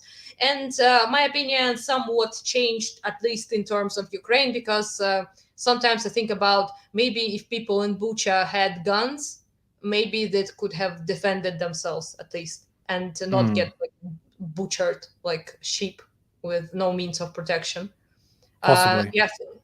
I think about people who were forced to watch their like loved ones getting raped and murdered in front of their eyes, and I think that maybe they could have, maybe even, I know it sounds like awful, but at least kill themselves, some women, before this happened, and like stuff like that. So, or men and women could have at least tried to had a better chance of like defending themselves and not just being like lined up and shot in the head as they were. So so this made me like consider arguments that are more like pro-gun than before. At least when your neighbor is Russia. I agree. Like Mexico will not attack. I think United States. And I Canada. think Yeah, I had friends who tried, like, I live in a very privileged society where there's not like a large majority of guns in the streets that we'd have to get rid of if we tried to tighten gun laws or anything. But like, one of the things that one of my friends tried to say to me about, like, guns is, he's like, oh, I want to be able to protect myself if something happens. Like, this was at the start of COVID, and I need to like protect my family. And it's like, but do you want to be protecting your family against people with guns or against people without guns? Like, because Yeah, and he's like, well, I'd rather have a gun. It's like, yeah, but then if you have a gun, the person they coming have to a gun. hurt Yeah. you likely has a gun. So it's just like a Mhm. force multiplier of like whatever, I mean, the same day that Sandy Hook happened, which is the big, the school shooting in America where little, 5-year-olds were killed in a classroom. The same day that happened, there was a school stabbing in China and 22 students were stabbed. Yeah, I know Zero, that. zero died. Zero died. But It was really everyone hard that to was, kill people with a knife. yeah, If you're yeah, not in Assassin's Creed game, then yeah, it's easier to kill people with mass people with knives. But if you're yeah, not like in Assassin's Creed game, then well, it's hard. Of course, yeah, you can kill quite a lot of people with your gun, especially the gun that shoots like massive, like automated kind of like gun. And yeah, yeah, so that's definitely something to be concerned about, I guess, in the United States, because those school shootings are kind of insane. Honestly, it's like their problem, specifically their problem in like yeah, in this country that no, it's not like a third world country. It sounds rude, but it's how it is. It's not like a third world country when you expect like people to get shot on the streets, but it was something like that to happen in the United States quite often is pretty something needs to be done, but that's just up to them. Of course, it's not up to me or to you or to anyone else, so that's for them to yeah. decide what they want And to and do that's with their and that's the guns. thing. And like you said, if Russia was my neighbor, I might have a different opinion. But Yeah, in our pretty good to circumstance, have yeah, a gun. guns can To have fuck a gun. right off, in my opinion, in Australia. Yeah, But I no, I don't I know don't how I'd see feel like with Russia. I don't see like us people in Australia need to like guns for what exactly. I'm Nah, not sure. Yeah, nah. but We here just take yeah. we settle things by glassing someone in the face at the pub. That's what that's what we do. No, I'm kidding. There Um, might be a conversation about legalization of weapons here, actually, because I'm not like exactly sure if it's good or bad thing right now. But thing is, so many people have guns around. Like they bought them, they got them, they stole them, whatever it is. And to maybe it's a better choice to legalize them and to officially register those owners of guns than to say people just give us the guns after war ends. I'm pretty sure people would not give them back. So it mm, makes kind of a difficult situation. So what do you do with the huge amount of civilians who now have guns and will not give them back? Most likely. mm. So there's that. I actually used to had a gun that I didn't never use, but my father gave it to me when the revolution was going on, and I was like, Dad, I don't know how to use it. I don't think I can shoot a person at all, even if they're like come for me, Yeah, And he was like, take it, what the fuck, like take it, you need it because you're like my daughter going on some revolution business. Like I will be like, I feel safer. And I was like, oh, all right, I just took it, but I never even took it with me. Sorry, Dad. Yes, yeah, but I just pepper spray was the best I had on the Maidan front. So yeah. yeah. Is talking about your father, you got a pretty cool new tattoo, right? Yeah, I did. I'm Yeah. not sure I can show you because this like, oh, it's not healed like properly yet, but Oh yeah, that's you can awesome. Do you want yeah. to tell So the story behind that? it's like an apricot basically. Maybe not the best angle to show it, but Oh yeah. no, it's So awesome. I don't know if you can see it. It's not healed Yeah, up like properly yet, and I need to yeah, renovate some parts to color to make it like a little bit brighter. And yeah, so basically, my dad was a huge fan of apricots.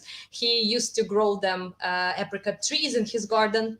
And we would pick up apricots all the time. So he would like call us and tell us, me and my sister generally, and our friends sometimes as well, would come to his place and pick up like apricots from the trees, and it was like basically a family activity or something like that. And so can you get your father's house tragically fuck, there's just so much happened, like so much tragedy. But your father's house burnt down recently, right? Can you get? Oh, yeah. Are any of those trees still there, or are they not there anymore? No, trees were destroyed by artillery. So the fire doesn't matter. It's just entire garden was destroyed by basically by artillery. So the burning down is like a final shot in the head of this town, of this house. So it's not that bad, but I will, after the conversation with you, I will actually go to get a report from a local fireman who saw what happened, and to maybe go to police as well to assess like the damage. And I also need to find the old lady that lived on the floor. My father's like in the house was like second floor was his, and the first floor was the elderly lady lived there. She's like basically insane at this point. She has like illegitimate like dementia, stuff like that. So she basically disappeared. Like nobody can find her, and oh no. I am trying to find her, and I'm not sure if I'd be able to. But if I get this report that she was the one who responsible for the damage that was done by fire, and then I could call the police basically on her to find her, because her relatives do not respond, and I don't know where like she is or where she's staying and stuff. So we didn't have like the good relationship, but still like leaving her feels bad. So I probably should try to find her at least, and maybe like find a place for her or something, because her apartment like burned up entirely. Yeah. You're a good person. You're a good Thank you. person, and I'm sure your dad would love the fact that you got that awesome tattoo. Yeah, maybe that lady is a giant bitch, I must say. But still, she always. But she's still a human. She's still a human. Yeah. But she's like again, she's not like well even. So like she's like barely understands what is going on, and you know, maybe at least I could find some like place to. So someone who could like care for her or something, because she is not capable of caring for herself, and you know, stuff like that. That is so I've been a huge advocate for you to create like a TikTok or something like that, to start vlogging your day-to-day stuff, because you're getting like super popular, and you're getting interviewed, and you're also ending up in university papers. Like you're getting cited. What's that about? Tell us about that. So a person wrote me an email that they were writing a university paper about some stuff that is happening in Ukraine, which I guess many people, especially those who like study like political sciences maybe, or like, you know, stuff like that, they do write, or history maybe, or some social studies, something like that. So they do talk, I think, about Ukraine, obviously, right now, because it is like a hot topic. But so they basically cited me, my interview with Dylan Burns as a source in their university paper, which I think not many people know about that, but it boosted my legitimacy in my eyes for sure. Yeah, cited in the university. Fuck off, you know. So like that, pretty chat actually. That's so good. I think I think you need to start vlogging your content, or like creating TikToks or something. Imagine you doing like a little dance in front of like a destroyed building and go viral, and then you'd be bringing more attention to the. I really don't like social media that much, and I know this is your burden. This is the thorn in your side. This is what you need to do for humanity. I already got Twitter. How more do you want me to call? You got the most cancerous one of all. Yes. But that's people ask me to, you know, because they wanted to like know, you know, to know how I'm doing, to talk with me and stuff. And I only had Facebook that I barely used before war. So there's that. I just really don't like it. I think it's a huge waste of time. I have like my real life friends that I, you know, talk with and hang out with.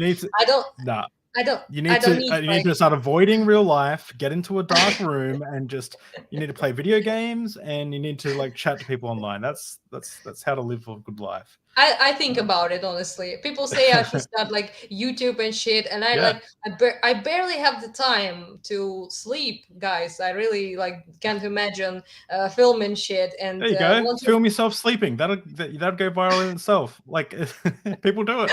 Yuck. That's yuck. I'm sorry. Yeah. That's not my. Have you You seen do have you seen you, those David? have you seen those people Film yourself asleep, but I have you won't. s- Yeah. have you seen those people who do that? They like film themselves asleep, and if people donate, Yeah. it sets an alarm off and then it wakes them up. So like it's a It's live video. creepy. Yeah, I know, it's great, Creepy. right? The internet is Yeah. such a wonderful place sometimes. It's pretty Uh creepy. I love the creep. So No, if I if see. anyone I wanted to jump into some questions and answers because you like you mentioned you've got some stuff to do, and tonight you're going on Not So Erudite stream, is that Yep. right? Cool. Yeah. So if people are still up in that side of the world, go check out Not So Erudite and say hello from Deep Drinks if you're a deep drinkser. I don't know what deep drinks people are, but if you're from Deep Drinks, say hello. So, but Deep drinkers. deep drinkers, that's it. So I have a few questions, and if anyone got any questions, leave them in the comments now. But I want to get to know you better as like a person. So I don't actually know much about you besides the most tragic and impactful parts of your life. So I'm just going to ask you some really basic questions. What's your favorite music?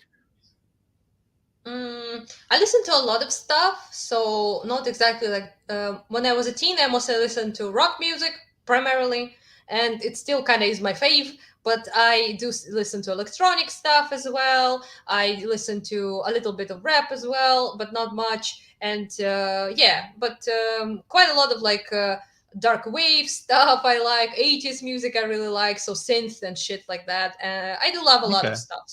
So yeah, but primarily like rock music. One of my absolute favorite bands is Falls, which is a British band, and I even managed to get to their concert before like Corona shit, and it was pretty based in Kiev. And that was I think the last concert I actually went to, which is pretty sad because I used to go all the time, and it was like coronavirus who like destroyed that activity for me, but also now it's not the time for concerts, that's for sure.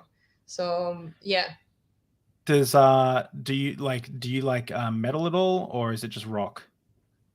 I don't really listen to metal that much. Some bands I did like when I was like younger, yes, but metal not as much, but depends on the band. Something I do like. What are some rock bands that you like? Some ones that I might know. False is basically a rock band, but it's kind of like an alternative type of vibe. But I was a huge fan and still am of System of the Down, if you know them. Love System of the Down. I do love them still. Yeah, I do love them still. It was my favorite like band when I was a teenager. It still kind of is because I really like enjoy it, and stuff like that. Korn I also love a lot, and it is kind of new metal, so I guess considered. Yeah, some hardcore stuff I do listen to, but not as much. Do you go as far as like Slipknot or Marilyn Manson or anything like that? Yeah, Manson actually was a huge ass fan. I was huge ass fan of Marilyn Manson when I was a teenager as well. Yeah. I do listen to it sometimes now. It's just that I don't listen as heavy music as much now. And but Slipknot I actually not as much, but my sister's first boyfriend was a huge fan of Slipknot, and he was like playing their stuff a lot. So I heard it, but it's like although I do like it's one of their how should I say it, or less heavy song, but maybe it's called Dead Memories. I really enjoy it, and it's fucking epic video. I really like it. Is that the one? Is Dead Memories the It's more like not as early music as. Yeah. I didn't. It's from the album. Man, I really love this song. It's epic. I can tell from the album, from the mask, it was the album I missed out on. So I was Yeah. a big fan of like Subliminal Versus 3, Yeah. The Iowa, beginning. all that kind of stuff. Yeah, and then later Iowa, on, yeah. but I missed this album wasn't a big one for me. This one I do enjoy a lot, and also the video is just it's majestic. It's absolutely stunning in terms of like how it's done and the message in it. I do recommend like checking it out because it Okay. is brilliant in all ways. And so I did listen like to some heavy stuff. I like Godsmack also. One of my absolute favorite bands still. It's not metal, but it's kind of on the heavier side. Is Tool. I don't know if you know them, but I've this is been listening to so much Tool lately. Like I've only Oh, just I got love into it. it. That's Yeah. one of my favorite bands of all time. Well, Still, yeah. I did listen to I forgot what the album's called, Ema or something. Emo, yeah. Yeah. Yeah. And then I started listening to Louder Owless recently, and they're the two albums I've listened to. I like to listen to whole albums rather than like bits and pieces. I do that as well. Always. I Yeah. have like albums with dates and with like shit, like with Yeah. like I actually have like physical albums as well. It's pretty Oh cool. wow. But, also if you do love Tool, to give a Perfect Circle a chance. It's Okay. I've listened to. That's with It's actually Maynard who is the vocalist of the Tool. It's like his project, basically side project. Isn't Twiggy Ramirez? Wasn't he the bass player of them? Twiggy Ramirez. Perfect Circle is one of his projects as well as Tool. So I hot take, but I actually like Perfect Circle even more than Tool. Oh, okay. So to me it's even more interesting. But so like stuff like that. Honestly, I was a huge like Placebo fangirl, but this is like indie post-punk, more like rock type of stuff. And I was listening to it a lot, and I went to like maybe like 10 concerts of theirs when I was younger. So so it was pretty lit. I also listened to a lot of the Ukrainian stuff, and we have pretty great music actually, but not many people know it. But rock and electronic music is popular in Ukraine, and hip hop as well. You'll have to give us some Ukrainian music to listen to, and I'll give you some, if you know my taste now. So give me some. You'll have to give me text me some artists, and I'll listen to it. And the next time you're on, I'll do a review with you. But mostly Ukrainian stuff is rarely heavy. It's mostly like rock. Hey, I can get into. I like Bob Dylan, Neil Young. I like rap. I like all types of music. Yeah. Oh, rap is super popular in Ukraine. And also we have like this electronic vibe. So our like pop music is mostly electronic folk. So blend like of electronic music with folk ethnic music. It's incredibly popular in Ukraine. It's like the most popular music. So basically, since our independence, there was this revival of everything. Yeah, ethnic people just like crave this like cultural expression of that was suppressed for so many decades and even centuries. And our music generally has some kind of blend of folk ethno sound to it. So it's funny you say that, because that's what System of a Down has. It has like these Armenian folk beats to metal. It's incredible. They edit quite a lot in a lot of their music as well. Yes. Yeah. Favorite movie? Man, I have so many favorite movies. Give me your top three. Hard to name one. I do love In Bruges, I think it's called in English. Brugge is it's lay down in Bruges or something like that. In Russian it's Залечь на дно в Брюгге, but in English it's called in Bruges, I think. Okay. I haven't seen it. Oh my god, it's epic. I will try to find it. It's Bruges. In Bruges. I don't know in how Bruges. Okay, yeah. Yeah, in Bruges, yeah. This is definitely one of my top favorite movies. It's absolute masterpiece in every way. Okay. Yeah. Okay, I really love it. It's pretty dark, like in its films. It's like a tragic comedy basically, and it is depressing in some parts, but it's also extremely beautiful and very funny. So I do recommend it highly. And this and other works of this filmmaker as well, pretty based, not only this one. So this one I think is pretty good. It's like a fucking fairy tale, Tyler said. Okay, What I a don't know fucking that. in It's Bruges. Bruges, yeah, in Bruges, yeah. It is. Oh, it's a comment. Oh my god, it's like a reference. Oh, you're so cute. Oh, Thank is you. it? Yeah, Oh, yeah. I It's a didn't. I Oh, understand okay. it's a reference to the movie. It's just that the one of the basically the whole idea behind this movie was that the filmmaker went to Belgium in Bruges, and he was like, "Holy shit, this is so beautiful, but also so fucking boring." So because it's like very calm, very like European middle ages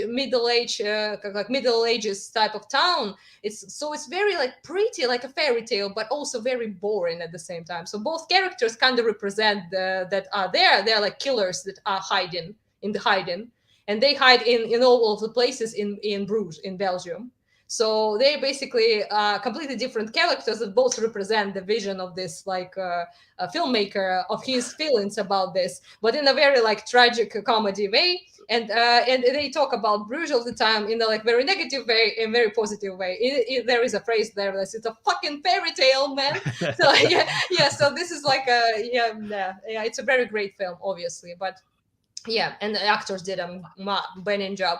So other than that, I also really love "Достучаться до небес," "Knocking on Heaven's Door," I think it's called in English. It's a pretty old film.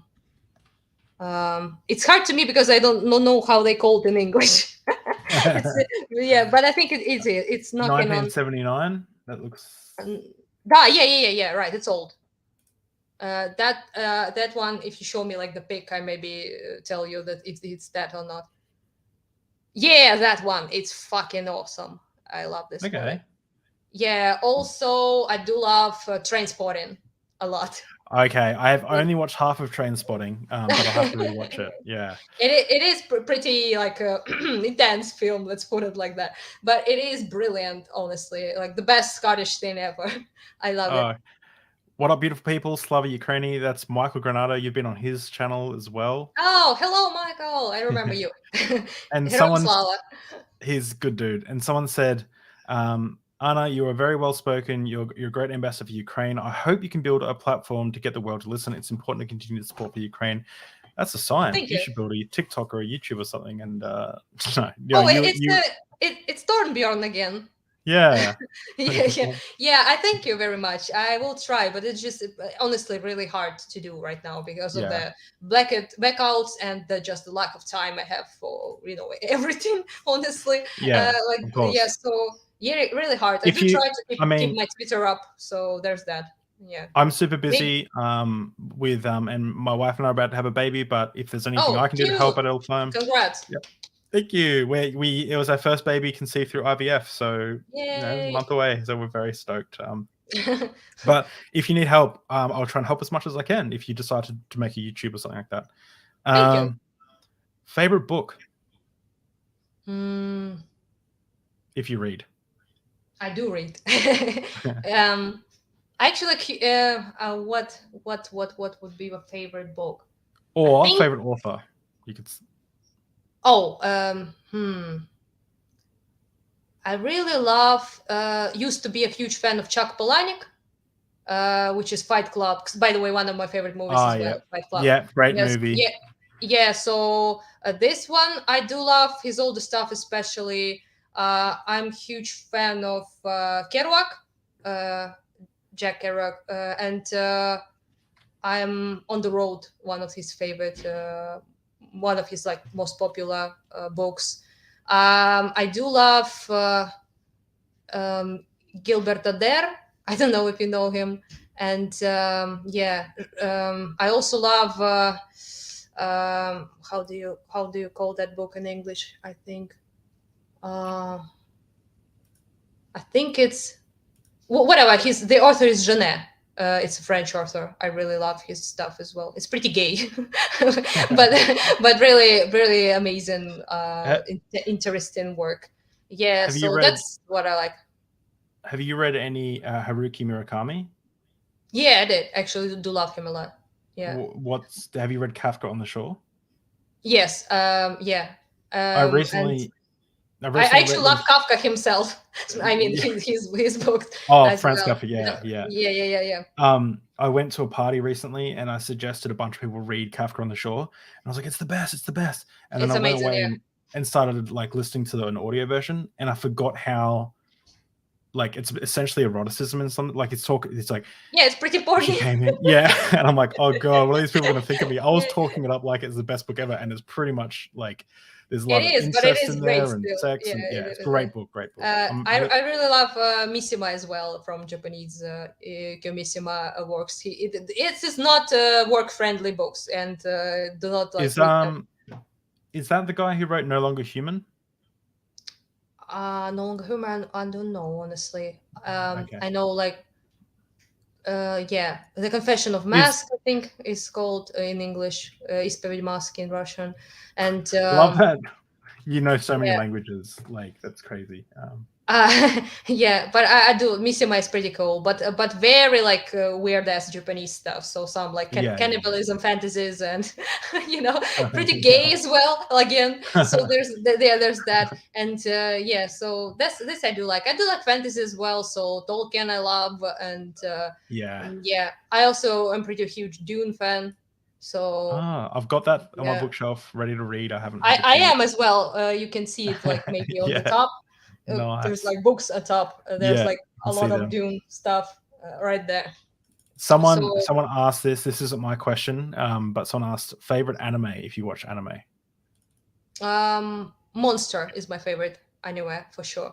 It is cool. It is quite long, like 70 something episodes, and it is incredibly serious shit.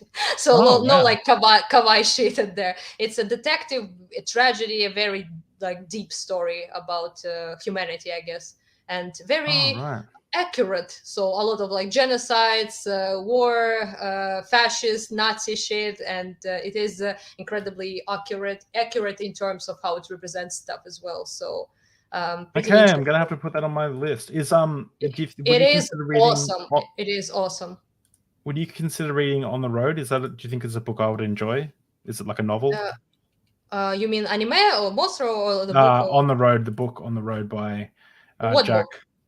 On the Road by Jack Kerouac. On the Road. Yeah, On the Road. I see. Kerouac. Yeah. It is pretty interesting thing to read. It's about pretty much the period of in how do you call them? Not Gen X, but I think you call them Gen X. Beatniki they called beatnik generation. So it's calls about the like this afterward war generation that was like this very frisky. Sometimes they like would started to wear jeans and drink shit, and like sexual revolution type of business was on the horizon. And this is like their like there was like this breakage of I guess values of like family values of traditions, and he explored that with his friends, that's pretty much what the book is about. And his real life like adventures and friends who inspired the book. He was like basically a bit of a like a voyeurist. He was like observant weird ass people and getting inspired by their lives is what he did basically. And Look, and I'm nervous, but I might have to give Monster a go. I'm nervous just because I'm not a huge anime fan. I only really like if you don't like that's great, but this is like a classic. But if you don't like anime, you will actually like Monster because it's not your typical anime. It's like it's animated like a movie more like. So it feels like so there's no like like kawaii shit. There's no like big-eyed stuff. There's no like exaggerated emotions like stuff we would generally expect to see in anime. This is like very serious. Very the manga it was made of is incredibly like it's like a novel basically with pictures. So it's pretty deep, and the story is quite gruesome but very like touching also in a way. So I love that we've been talking about some like really serious stuff and like talking about like world issues, and the comments have been pretty chill. As soon as we start mentioning anime, everyone's like, oh, Monster is good. I think you like it, David. It's a classic American beat. Like everyone's just commenting like So all right, I might have to check it It out. is. It is very good. I also actually one of the most gripping things I've probably seen in terms of values of people, of how to stick to them, of goodness, and of trying to live by your morals, and how hard it is sometimes. And yeah, it is pretty intense stuff, and I do recommend it for sure. But I also love it is a bit of a more like a girly, I guess, anime, you would say. But it is called Paradise Kiss. I really love it. As a teen, I used to watch it all the time. It is very beautiful, but it is like more like a romantic fashion, like a self-discovery journey of a young like girl, basically. But it is pretty based in terms of like aesthetics and fashion. But I do recommend Monster more, obviously. Yeah. But it is pretty beautiful as well. Paradise Kiss. I remember it kind of like made an impact on me as a young person. But it is maybe more of a young person, like anime kind of vibe. Monster is definitely for adults for sure. Okay. Mhm. It's funny how some books and like movies and stuff like make a really impact on you, and then they've got like a special place. Like I love how books can change you, like as a person. Like not to get all weird and deep, but there's some books like for me, my favorite books are like favorite novels are like Norwegian Wood by Oh, Murakami. Norwegian list. Yeah. The Norwegian one. Oh, Yeah. I know it's that great. book Yeah, that book like broke me as like you said, like some stuff like, oh, it's like some of the books you were saying were pretty gay before. I'm straight, but like if no, I'd turn me gay, Murakami, I don't care. Norwegian Wood, like like the writing was so. I remember actually getting off that stream and being like, that man could probably make me gay. Like I talked to my friends on the game. I was like, that book just like touched my soul in some weird way that it was just Yeah, it is pretty great. incredible. It broke me. And then Also, I never heard the song Norwegian Wood. Well, never properly listened. I'm sure I heard it somewhere. I never heard the Beatles song Norwegian Wood until I read the book. And then when I listened to it for the first time, like it hit me, like I nearly cried. Like I was just like, fuck. Like it's just it bring the story into that. It was just weird. yeah. It is. Yeah. I also, when you asked me what was my favorite book, yes, I named you some authors, but I actually was like very impacted, and I think I really love it still. Like Portrait Doriana Gray, which is like Portrait of Dorian Gray, Oscar Wilde. Oscar Wilde is a classic British like writer, and yeah, so this one was something that I really like. It was my favorite book for sure for many years. So maybe like not now, but I do love it. Yeah. So Portrait of Dorian Gray. Okay. Yeah. Don't watch the movies; they're awful. Every adaptation of this book is horrendously bad, but the book itself is pretty interesting, and the concept is just amazing and always. And it was like copied by many different media. This idea of this person, and it was very original, but also quite deep in terms of like psychology of people, I guess. Right. Okay. Well, I'm going to have to read that one as well. Have you read Stoner by John Williams? What? Can you say it again? Stoner by John Williams? I didn't. It's not about a stoner, like someone who smokes weed. It's a guy in the book called William Stoner. And it's like, it's a book where it feels like nothing happens in the book. It goes through someone's entire life from like when they're a kid all the way to the death. It feels like nothing happens, but like a very average, boring life. Like, he gets married, they're not happy, he becomes a teacher, he gets, but it somehow it's just the perfect novel. I don't know how to describe it, but it's a really short book. Yeah, anyway, sometimes about the writing is what grips you, really, not like some plot. I love some cool plots, but sometimes it's like yeah. So what Portrait of Dorian Gray is the book that has like very interesting concept for sure, like a very unique kind of plot. But some books are like on the road. It describes just your basic like shit, but at the same time it's it's kind of feels like real life, but written in such a way that it grips you, I guess. So yeah. Okay. There's some other book on my mind that I just can't remember right now, but it is the one like that I do love a lot. Fuck. Maybe I remember it at some point and like message you. one of my favorite books, and it's weird because it hit me right in the feels as well. But when I was like deconstructing my faith, was "God Is Not Great" by Christopher Hitchens. I read it. Um, Yeah. yeah, and that maybe it was because the audiobook, because I mainly listen to audiobooks. Mainly, I listen to heaps, but mainly because the audiobook had him narrating it and had Mozart or some classical music in between. It just, for some reason, it just hit me really weird and made me feel a lot better about what I was going through, because I was like Yeah. a Pentecostal youth pastor Christian speaking in tongues, praying for people. Like I was, so to deconstruct from that faith was a huge journey for me. And that book really, the points near the second half of the book aren't great for me, but or anything, but it's not really the points. It's like somehow the poetry and the writing, I don't know. That got to me. That's not a good book for me. Oh, I remembered one of my absolute favorite films that should be definitely in top 5 is V for Vendetta. I don't know. Oh, Yeah, I've wanted to watch that for years. it is amazing. I have the comic book actually. It was Okay. like physical comic book, and it is a little bit different from the movie. But this is like a rare instance when the movie changed some stuff and it actually got not exactly better, but like it did make it worse, I guess. So yeah, the movie is pretty based, I'd say. Yeah. Very. I think you would like it, considering like what I heard from you.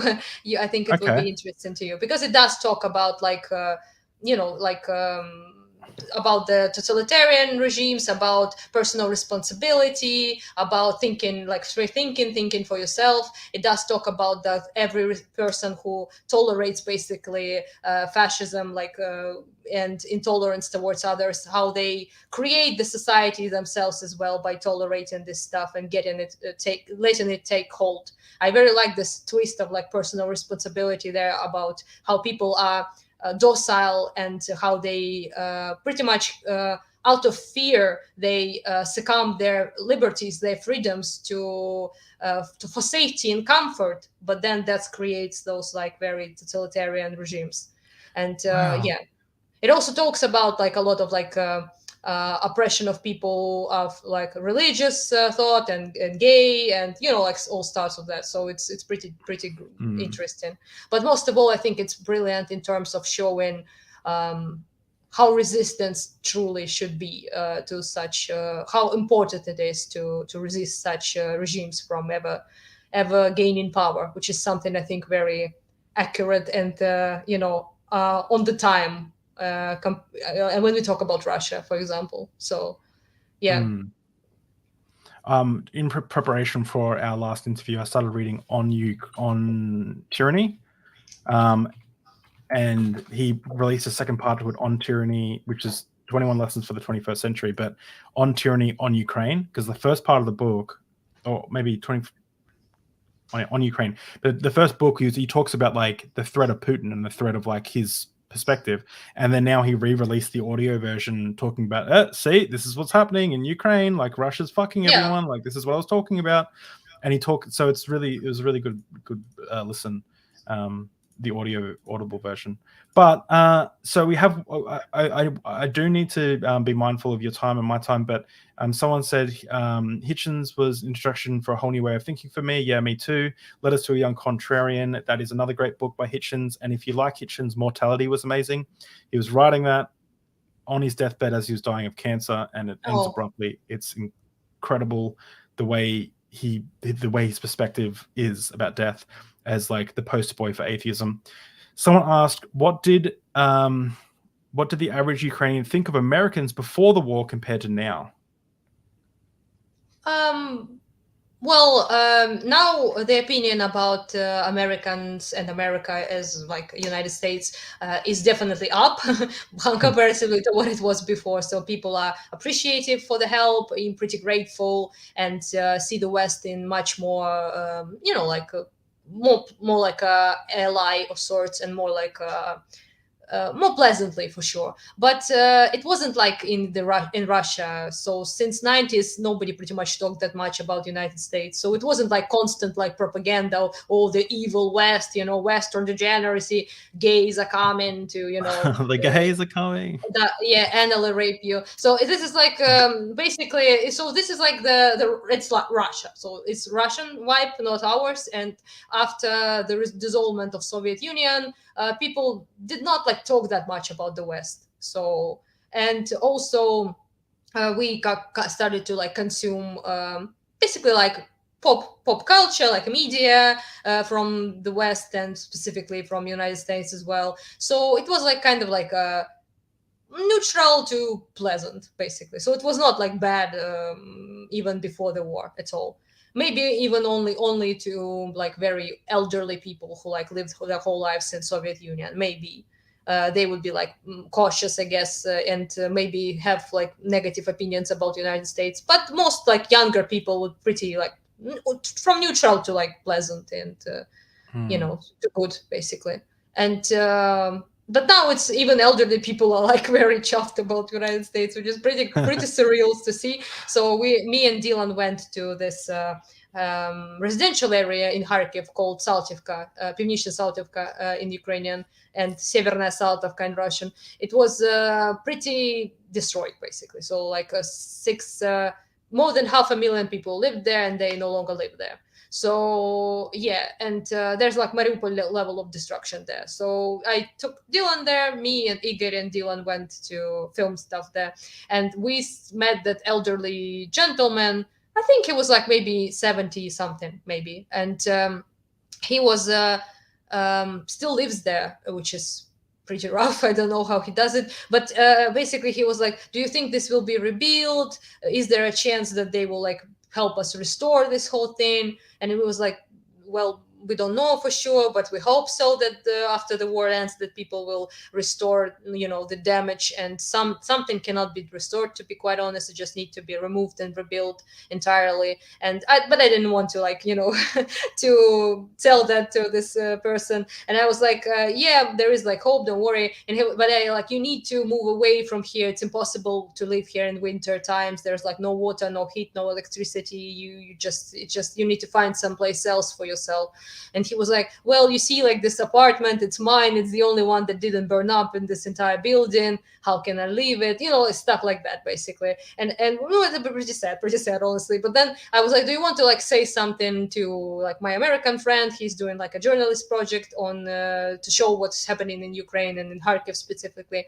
And he was like very shy. He didn't want to talk. But then he was like, yeah, I will talk. And then he was part of his like what he said to Dylan on camera was basically thanking the United States, and he did even a little bow to Dylan, which is pretty surreal, honestly. Yeah, I think I saw that. Yeah, he like put his hand on his heart, and he was like this. So this is like in Ukraine, if you really like think the person is lit. If you're great, I think you're lit. Oh, thank you. Yeah, so this is what you do basically, like bow a little with your head, and you like put a hand on your heart. It expresses like the appreciation the most about as much as you can possibly. So yeah, so this is pretty surreal to see, because I'm pretty sure that before this he would never like do that to an American 20-something-year-old guy just because he came to film stuff in Kharkiv. So yeah, so the change is pretty significant, I'd say, especially to elderly people for sure. But we were not on the America hate trend before, so it was like neutral mostly. So 2 last questions. Yep. Do you have a message for this? I asked this to you last time, and I want to see. You're probably very similar, but do you have a message for the Ukrainian army? I'm not sure they will listen to your podcast. But if they did, I do say my messages to them all the time in person, because I do talk to them. Yeah, when I do my volunteer stuff, but the message is the same. Honestly, the message is just hold on, guys. I know it's really, really hard, especially at this time already, and winter is going to be here, and we will do everything we can to support you, to keep you warm, to feed you, to assist you in any way we can. We love you all, and every single one of you is a hero to me and to everyone, and we are only having our lives right now because you chose to maybe sacrifice yours or put yourselves in awful danger for all of us, which is should be forever respected by everyone, and not only Ukrainians, I think, but literally everyone. And so we do really care about all of you. And I finally got a message from my best friend. He did not respond for me to me nearly 4 weeks. So I was on the front lines. He was in the hottest places, and I was starting to get worried that he died, which is pretty possible. But at the same time, I was on his list. His sister, and his best friend, another friend, were on his list to notify if he dies. So I did not receive such a notification, so I thought that maybe he's fine. But still, 4 weeks without anything, and I got several reports, and people told me in other military people that in Bakhmut we lost a lot of people, and half the battalions were gone. And he was there last time I spoke with him. So yeah, but he just messaged me a couple days ago, and he said that he was injured pretty bad, and he's in a hospital in Kharkiv Oblast, and but he's pretty okay and will be returned to kicking Russian asses in 2 weeks or 3. So he's fine, and yeah, he's alive, and that's something. And I would like people to know that this is every soldier basically. So this is just my best friend, right? But there's there's people are someone's sons, brothers, friends, fathers, and husbands, boyfriends, whatever, girlfriends, if it's women serving, and daughters and mothers. So yeah, this is just people. This is not some aliens. And I feel like many people treat in the West. Sometimes I feel like in America, I hear the sentiments a lot. They talk about their military like they're like aliens or something, But this is just it's people. It's people as everyone else. So to me it's very obvious because this is my best friend. This is other friends who serve. This is I talk with them when I go to do volunteer work, and this is just your people, just your regular people, not different from anyone else. Only a bit braver than most, I guess. So you probably already say this a million times, but I wonder if you had a little message for DGG. Yeah, well, they know my message already. I think they're cutie pies. This is my main message. I really am grateful 100% for everything they did, and really am. But they just not only is form of financial support, which is obviously very important. I was able to do a lot in terms of volunteer help, and seeing those smiley faces when you get them thermal wear and generators and medical supplies. I just recently posted a picture of I got in contact with the local combat doctor, combat military doctor, and he asked me if I can help with getting meds, quite a lot of medical pills and stuff like that for the army. We did bought quite a lot. So this is just something you do, and this is something you do when you help because it's your money. I do buy it and deliver and stuff like that, but it's just only possible because of your donations. So I'm very grateful, of course. But just in general, they just treated me incredibly well, and I enjoy talking with them when I can. Overall, I think I do love my cutie pies. So So I love DGG. I don't know, I guess I'm part of DGG. I've been watching Destiny for years. I'm part of the community, DGG gang. Yeah, woo.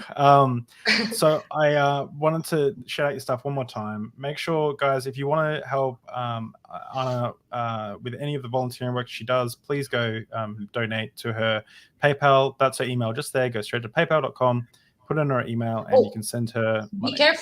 Be careful, guys. There are a lot of people now that are pretending to be me. So scumbags. Yeah, so I don't post anywhere other than Twitter pretty much. So not Reddit posts or something like Discord. It's not me. So if a person like says like they took my picture, my name, and like the flag even behind like the field with the sky. So they like pretend to be me. The most glorious one was that was asking for money in peso, which is I'm not sure what I will do in peso with in Ukraine from Latin America. I think it is Mexico maybe. I don't know sure. So basically, like yeah. So this is not me. Basically, I don't ask for money at all. I only like post on Twitter and talk about it on streams. So if you see like any messages anywhere else, it's not me. And be very careful with the email. They like change one letter in my email to pretend it's me. So yeah, be careful please, because there's nothing I can do about it, honestly. Yeah, but so go here, press Control-C, copy this email, go to PayPal and send her all of your money. No, don't send me all of your money. It goes to a good cause, helping get Don't things do that. to fight off the orcs, to fight off the Russian invasion, and to directly stop terrorism, or directly help those who are injured from this terrorism. So yeah, guys. So Anna, it's been a pleasure once again. It's so easy to talk to you. We've been talking for 2 hours and 15 minutes. There's more stuff I could have gone into, but it's just so easy talking to you. You're always welcome back on Deep Drinks, and we'll probably catch up again another few months if you're keen, just to get another update on the war. But Anna, it's been lovely having you on. Is there anything else you want to say before we go? No, not really. Just follow David. He's cool. And I'm cool. Yeah, he like you want some? I would share some dirt on you. You literally signed yourself as a very cool guy in my messenger. I forgot that. Shit! No, because you called me. You called me a very cool. You said I'm a very cool guy, so I changed my nickname in Facebook Messenger to very cool guy. I think Stardust said when like I interviewed Stardust. Do you know who Stardust is? Yeah, I know. Yeah, she called me she said, everyone go follow. She was just saying something. She's like, everyone go follow Dave. He's super bass, super chilled. So with my mates, I changed my name in the group chat to super bass, super chilled. Everyone's like, you're such a wank. I'm like, So it's your move, apparently, right? So yeah, it's just I'm a very cool guy. You heard that. I'm a very cool guy. So let's subscribe if you like this content. Yeah, do that. And I hope to maybe talk again soon at some point. Yeah. But there's a lot of stuff that's going on, and so I will message you sometime on 100%. Messenger. So we can chill again, I guess. And it was very pleasant, and I'm not buzzed whatsoever, so I'm really good to do my business, talking with firemen and policemen without being looking really buzzed. So that's good. Yeah, despite our drinking for bullshit game, which I really liked. It was a great game. I'll have to come up with another drinking game next time. All right, guys. I'll see you later. Bye. Bye.